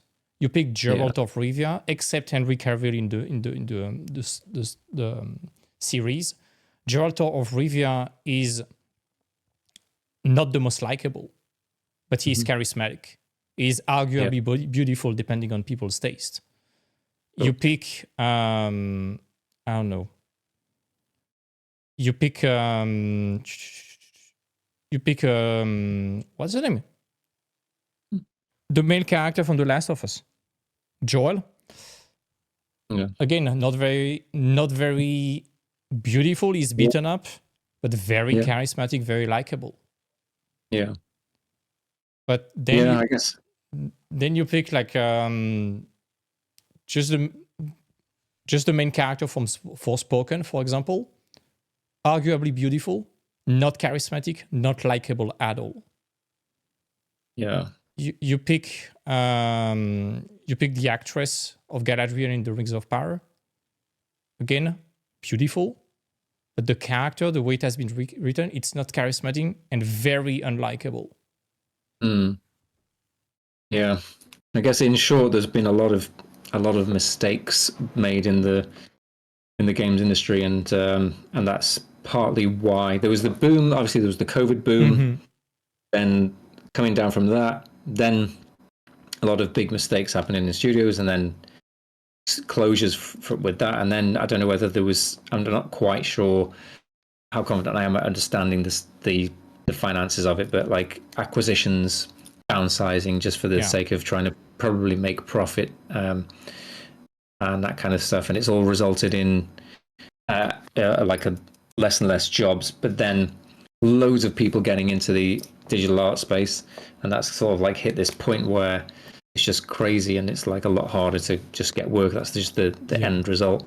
So I don't know whether the industry is going to make some sort of U-turn, whether the big guys at the top like Ubisoft are just going to die, because I have this analogy that as far as I understand it, if the film industry was metaphorically in a train and the train tracks were built to go over a cliff, the person in charge would stop the train, fire the train tracks, and fire whoever decided to build them in the first place, and then get somebody who knew what they were doing, right? The games industry will just go off the edge of the cliff just so that when they get to the bottom, they can go, yeah, it didn't work. You know what I mean? That's the analogy that I kind of have come up with. So it tends to not want to turn around. It tends to not want to change, you know? It's probably also because all the flops we got in the last 2 years were games developed post-COVID, when things were, quote unquote, doing great and studio had a lot of money. Look at the stock price of every company. It boomed after COVID. Mm. Well, it was already on the downside in 2018, and COVID kind of saved the game industry, at least stock-wise. So it's like a bubble in a bubble. And when you go from X amount to 5% of that in stock, while having tripled in size, of course, you cannot sustain that. Looking at you, Ubisoft. But right now, all the release we got is probably games that have been developed post-COVID when studios were overly confident. And the problem is that I would not like to be in the shoes of a big studio, because they probably still have a few games that they've developed post-COVID that they know for sure is going to be shit. Yeah. And they are like, this is the sunk cost fallacy dilemma. Like, do you want to abort the project before it's even released and call it a full loss, or try to gamble on selling it anyways to potentially recover the costs, but also at the risk of making things even worse? Yeah. So you are kind of trapped in that impossible dilemma. And also, I'm pretty sure most studios, if not all of them, they are back at the drawing board right now and they know why it flopped. I mean, if the data is not clear enough, that studio deserves to collapse. I'm sorry. I'm not wishing anyone to lose their job, but if the feedback is not clear enough based on what doesn't work and what works, with the last 2 years worth of precedent that we got, there's nothing that can be done about that studio. And I assume studios, they are not stupid. But back at the drawing board right now, it means that the games that will be built upon the lessons that have been learned right now will not see the day of light maybe before 3 to 5 years minimum. So in the meantime, what do you do to regain the trust of the public? And I think the solution a lot of studios found, or not found, but experienced, is that a lot of veteran devs who contributed to successful games, they are leaving, they are building their own studio. Well, that's where it could come from, because I was going to say there needs to be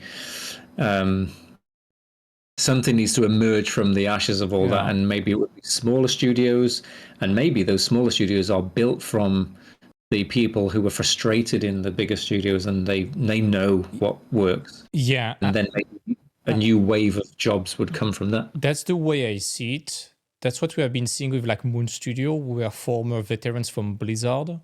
They made Ori and No Rest for the Wicked. You look also at Rebel Wolf. Have you seen the trailer by Rebel Wolves? No. Something Downbringer. It's a game with vampires. It's by the veterans of The Witcher 3. Cool. And it's funny because it happened only the trailer got released only a few days after the trailer of The Witcher 4. And a lot of the public, not all of them, I'm not going to speak on behalf of everyone, but a lot of people, me included, were thinking that that trailer for that vampire game feels more like The Witcher than the trailer for The Witcher 4. Wow. There's a reason, because that's all the veterans who made The Witcher 4 super successful. Even the music composer, it seems to be the one from The Witcher. And it's crazy because it happened at a weird timing where there was a bit of controversy surrounding the trailer of The Witcher 4. And a lot of creatives at CDPR who started to act in ways that could be seen as bad signs for The Witcher 4.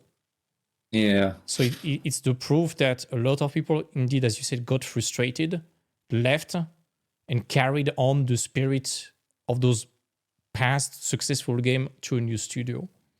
That's the best way to do it. And if anybody was like, I don't know if anybody would be watching this who is at some sort of position in a studio where they are thinking, oh man, I wish I could just start our own thing. But that's a hell of a recipe for success, because everybody who works in a studio that's on the lower down tiers, the artists and the developers on that tier, they know when something's not working. They know why it's not working. Definitely. The senior people they're not in touch at all. They don't understand it. But the people on the ground are like, oh God, why are we doing this? And they talk about it in secret and they go, this is terrible. If they unplug from that system and go into a new direction, that's where the juice comes from. maybe if that happens enough, there could be a resurgence and a restructuring. Maybe.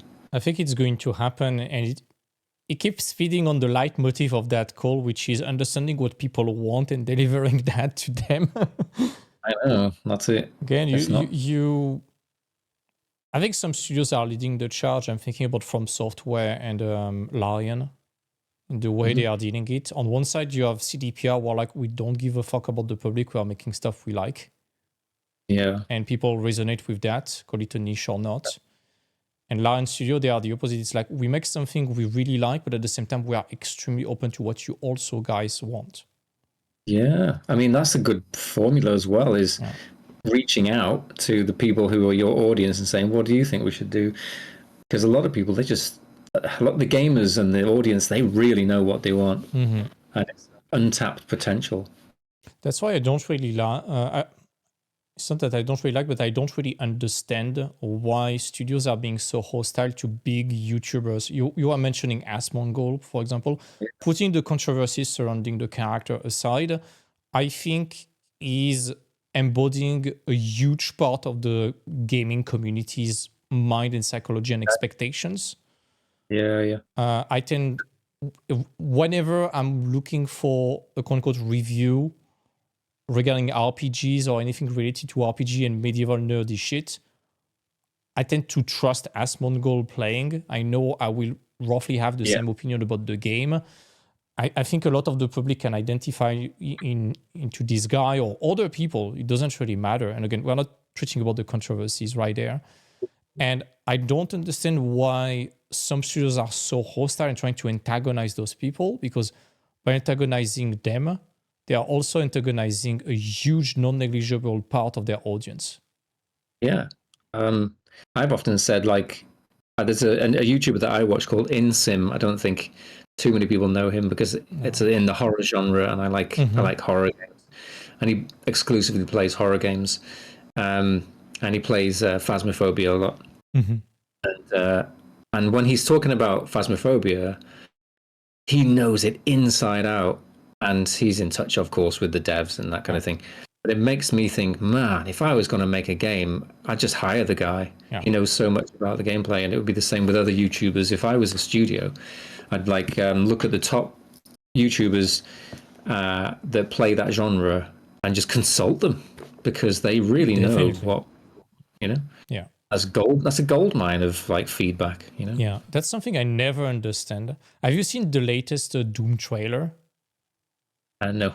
Doom the Dark Age. I was like, the trailer is amazing.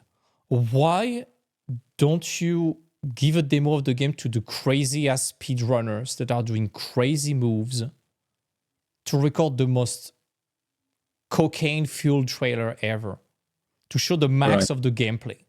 Because it's good, but it feels slow. Those speedrunners, when you see them, they are not playing the same game. Yeah. You need to consult them. Of course, they are very niche. It's like trying to tailor your esport game only towards the esport scene and the pros. No, it's not really working. That's why Overwatch is fumbling and Marvel Rivals is thriving at the moment. But consulting those people to understand what has been working, what is not, is definitely important, in my opinion. Sure, yeah. Hopefully, we can get somebody will see sense, and because that's what we want, is a rich, thriving industry that we can work in, rather than a dying industry where we can't get any jobs. Yeah. And maybe to conclude on that call that is already very long, to circle back on what we said, the business aspect of art, understanding what people want. You're talking to me about plan Bs, other ways people can monetize their art or their skills. Do you want to elaborate on that? Yeah, I guess it's a tricky one, because I was, in terms of like what are the avenues, and I've tried a lot of them, and you are still talking about a smaller income. Somebody hit me up recently, and they live in Poland, and I was thinking, well, actually, you could probably do okay if you're still working in the Western rates for selling prints, tutorials, and subscriptions to this and that. What would be minimum wage here and not very great would be a substantial living for somebody in a developing country, I suppose. Yeah. So there's that aspect that those people would do okay too. But if you but here's the thing: you kind of have to position yourself in, if you want to do that, in an economy that is favorable. So don't be living in LA and expecting to do that. You know, so yeah, you've got like Etsy, which is like it's really difficult because on Etsy you kind of have to have your numbers of listings in the hundreds, if not thousands, to get above the competition. So therefore, people are using AI to generate. And you're going to deal with shipping issues a lot.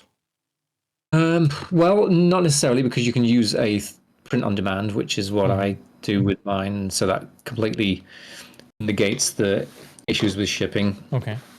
Unless you did want to make something, if it wasn't just a print, it could be something that you had to make.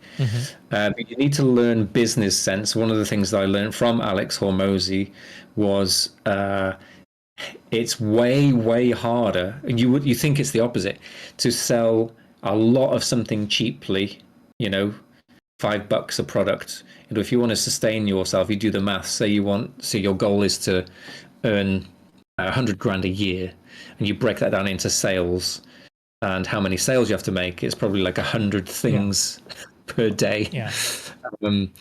He says it's way harder to do that than to sell something expensive just a few times. So there's little business sense things that you have to bear in mind.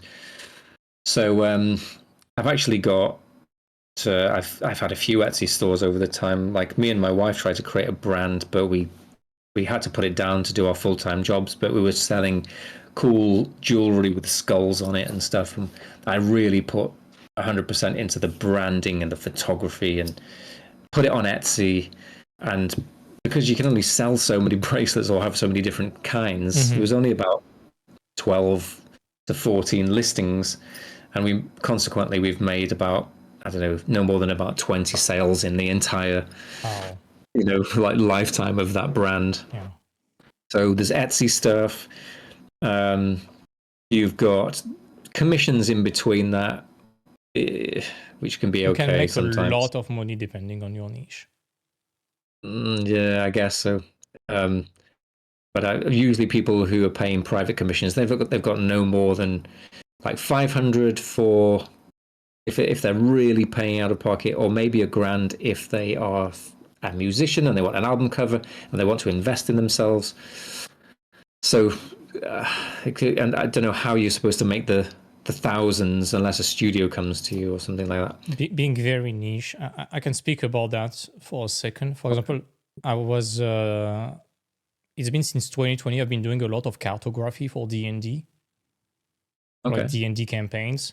It's like 500, 200, $800 a map. You can make it in an afternoon. Well, that's good. If you can be fast at something, that's the other thing. So this is a huge factor. There's something that I've never nailed. I always said that if I could complete a painting in a day, then that is a huge, massive just advantage. But I never had the courage to really tackle that. You have to be so fast. But all you do is you set your metric. You have to be fast. In this model of being your plan B self-employed artist, you really have to treat speed as a priority, because you need volume and you need to be able to create a lot of things. You need constant exposure to uploading. Your social media needs to be constantly stoked. So you have to forget about those 1 week to 2 week paintings completely. Definitely. And speed is also going to expose you to the market faster. It's also going to expose you to feedback faster and tell you exactly what you need to do to grow faster, compared to being a perfectionistic. If you were saying that with the bracelet brand you were mentioning before, if you spend all your time on the product, making the perfect product, but you never tested it, eventually you don't really know if the market wants that. But if you start immediately testing the water, you can adjust way faster. Yeah, that's it. If you did like a painting every day, and you found that, oh wow, every 3 days I post a painting of this thing, and bam, every time, within like a couple of months, you've realized everyone really likes these things, and you can double down on that. Yeah. And all of a sudden, people are like, oh, I come to this person's Instagram because of these things. So that's one thing. Then another huge factor is having a consistent theme, which you're allowed to take a couple of years to get that. That's normal. However, if you just happen to know exactly what you want to paint, and you just paint that same, within that same theme, then all the better, because people want to find you as a niche. And it's also good to be aware of the hashtags that are around that niche, and if they are expansive hashtags. Every Christmas I get a big jump in followers on Instagram because I post snow paintings, and the hashtags are very expansive. You got snow, Christmas, cozy, and all of the stuff like that that can expand, and they're big fat hashtags that can cross over various things. But if you sometimes upload something, you think, okay, this is my niche, and your niche is like super tight, and you find that there's only ever 100,000 at the most followers of that hashtag, you're going to really struggle to grow that. Unless you are dangling something extremely tempting to them. In that case, they are going to be willing to pay an astronomical amount of money for that. It's tough, Yeah, and it would have to be a really high quality, expensive product, I guess. So yeah, like be fast, be quick, be loose, sketch, and then obviously the storytelling stuff that we talked about before, and then you're building your brand. I saw this one artist who was having hardly any followers, and there used to be this YouTube channel that was great, and it was called One Fantastic Week, and I don't know if it's still around, but they were fantasy artists who were business people, and they interviewed other fantasy artists, and they talked about the business of art. And I learned a lot from that. And they would sometimes take an artist and figure out how to get that artist more success. And I saw this one artist who was painting nice scenery, but felt obliged to put a character in it. And they told him that they could tell that he loved painting all the leaves and the greenery, but he really didn't like the character stuff. So they said, we want you to do some pieces where you're just focusing on the grass and the leaves and the stuff.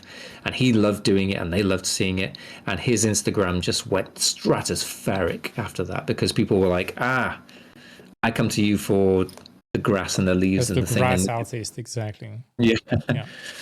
And so he really went through the roof. And then you got tutorials on top of that, and Patreon subscriptions, which is when things start to get, if you start to get a big following because you're consistent and fast, and you have a consistent theme, and people come to you because you like doing the little thing, then you get this big following, and then you have your subscription to Patreon, and then you make a Kickstarter, and it goes on from there, And that's the roughshod path of the independent artist, is the way that I see it.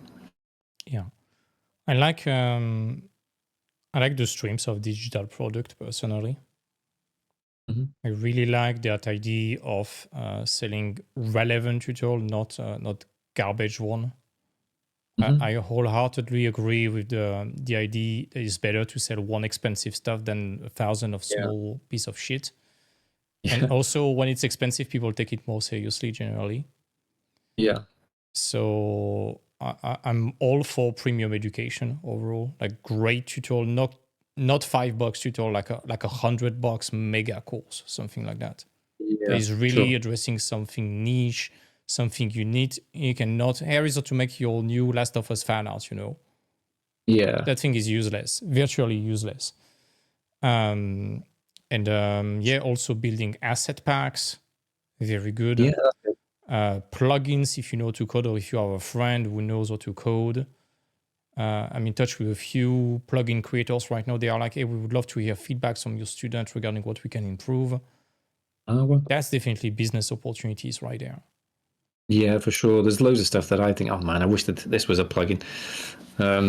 Maybe maybe you learn Python. I don't think it's too hard to learn, but you might have to start thinking outside the box in general. Yeah. But some people have this weird attitude with art, like they're like, well, I'll just get a job in a supermarket and do art in my spare time. And Nope. like, just treat, if you could easily, not easily, but you can, if you get good at art, you can earn the same as if you were working in a supermarket, at least, Yeah. at least try to do that with it. Yeah. Something if some people are really in need of money as they are learning art. Let's say you are a beginner, you need money, but you want to have time to focus on learning art. Some quick tips you can implement when searching for a job is search a job where you are just paid to wait and do nothing else. Technically, you are a waiter or receptionist at a hotel at night. You are a parking lot attendant, security person. Anything at night generally is great because you will be there just for the 2 clients you will have in the evening. You will have nobody to supervise you, so you can sneak in your tablet or your laptop and draw in the meantime. And that's how you can literally get paid while practicing. Yeah, and where possible, I have to really admit this because, for a while when I started out, I was living with my mother, and she was, supporting me.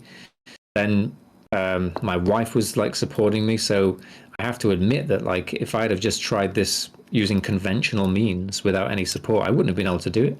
I do not know where I would be, but and so if I was to say, sorry guys, you're gonna have to go and move in with your parents, move to a whole town. In fact, don't live in a city, live in a crappy little town with cheap rent or whatever.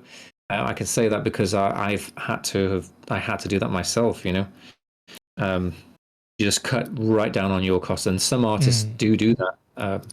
I know, like Dave Raposa. If anybody knows the name Dave Raposa, he moved somewhere super cheap to live. Sometimes you just have to do that. Yeah, because it's going to take a long time. Yeah, definitely. And even before the war, there was a lot. I knew a few artists, at least, that were living, for example, in Ukraine before the war, because the cost of living right there is like $200 a month, something like that. Yeah. You work a day as a freelancer, you earn more than most people there for a month. Yeah. You work full time, you can live like a multi-millionaire would do in France. And that's also the problem, is that a lot of the hotspots in the industry are ludicrously expensive. I'm thinking, for example, about LA. Like, who in their goddamn mind would love to live there? This is so freaking expensive. Putting aside the way of life there, it's subjective, but the cost of living makes no sense. I know. You need like 10 to 15K a month just to live averagely, let's say. Yeah. 10 to 15K a month, you live like a prince in France, and France is crazy expensive. Yeah, that's it. Yeah, get away from those places. You can't. I think if there's anybody who's in LA and they don't have rich parents and they're thinking, how can I be an artist? I'd just be like, oh my god, just get to some random state. You have to, unfortunately, you have to say goodbye to your friends and family for a while, but it depends on how much you need it and how much you want it, I guess. Yeah, it's kind of crazy, and as soon as you lower your incomes, you can make it very sustainable. Yeah. You earn, not lower your expenses. Yeah, you can make it way more sustainable. Again, you're in the UK, right? Yeah. The difference between living in London and living in bumblefuck nowhere in the countryside is abysmal. Same in France. I know. Yeah, and I literally live in like a shitty little town on the coast. So yeah, things are relatively cheap. And living in London would just be impossible. Yeah. So yeah, and that's the opposite side of the coin. If you, let's say you're a freelance artist, you manage to gain the trust of big studios that pay you Western price, and you are in a developing country, if not a straight up poor country. Let's say you live in India, Pakistan, Mexico, where the salary of a doctor is like, a student in Mexico told me that the salary of a doctor is like $800, something like that. You make just $2,000 a month as a freelancer, as a junior, which is not that much. Yeah. You live like a prince already. Yeah. So it'd be nicer to live like a prince in a not very nice area you end up living like a prince than the equivalent of that in a rich, expensive city. Yeah. You'd be living like a pauper, even if you did well. Yeah, and you can also help your family and things like that.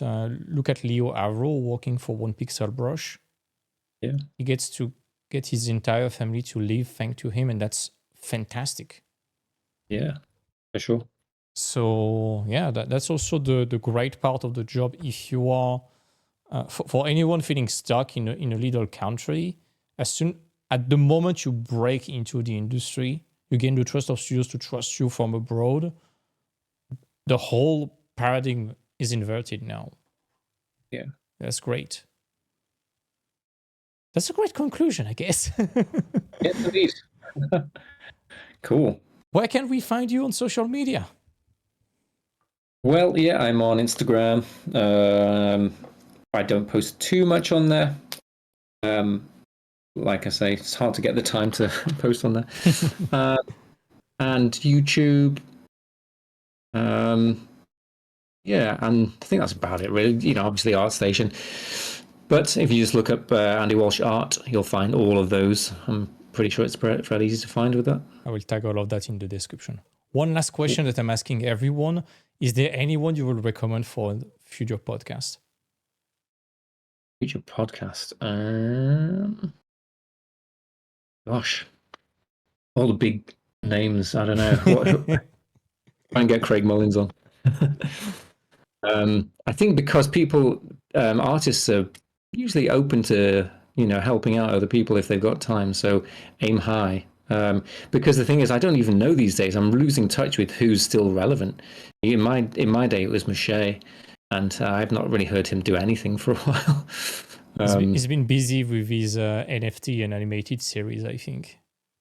Yeah. Well, one of my favorite artists of recent times has been Grady Frederick. Oh yeah. And so his stuff is so moody. Love it. Yeah. So maybe he would be my recommendation. This is an invitation. Yes. All right. Thank you so much, Andy. Great. Well, thank you for having me. I hope this information It was a pleasure. helps the struggling artists. It was amazing.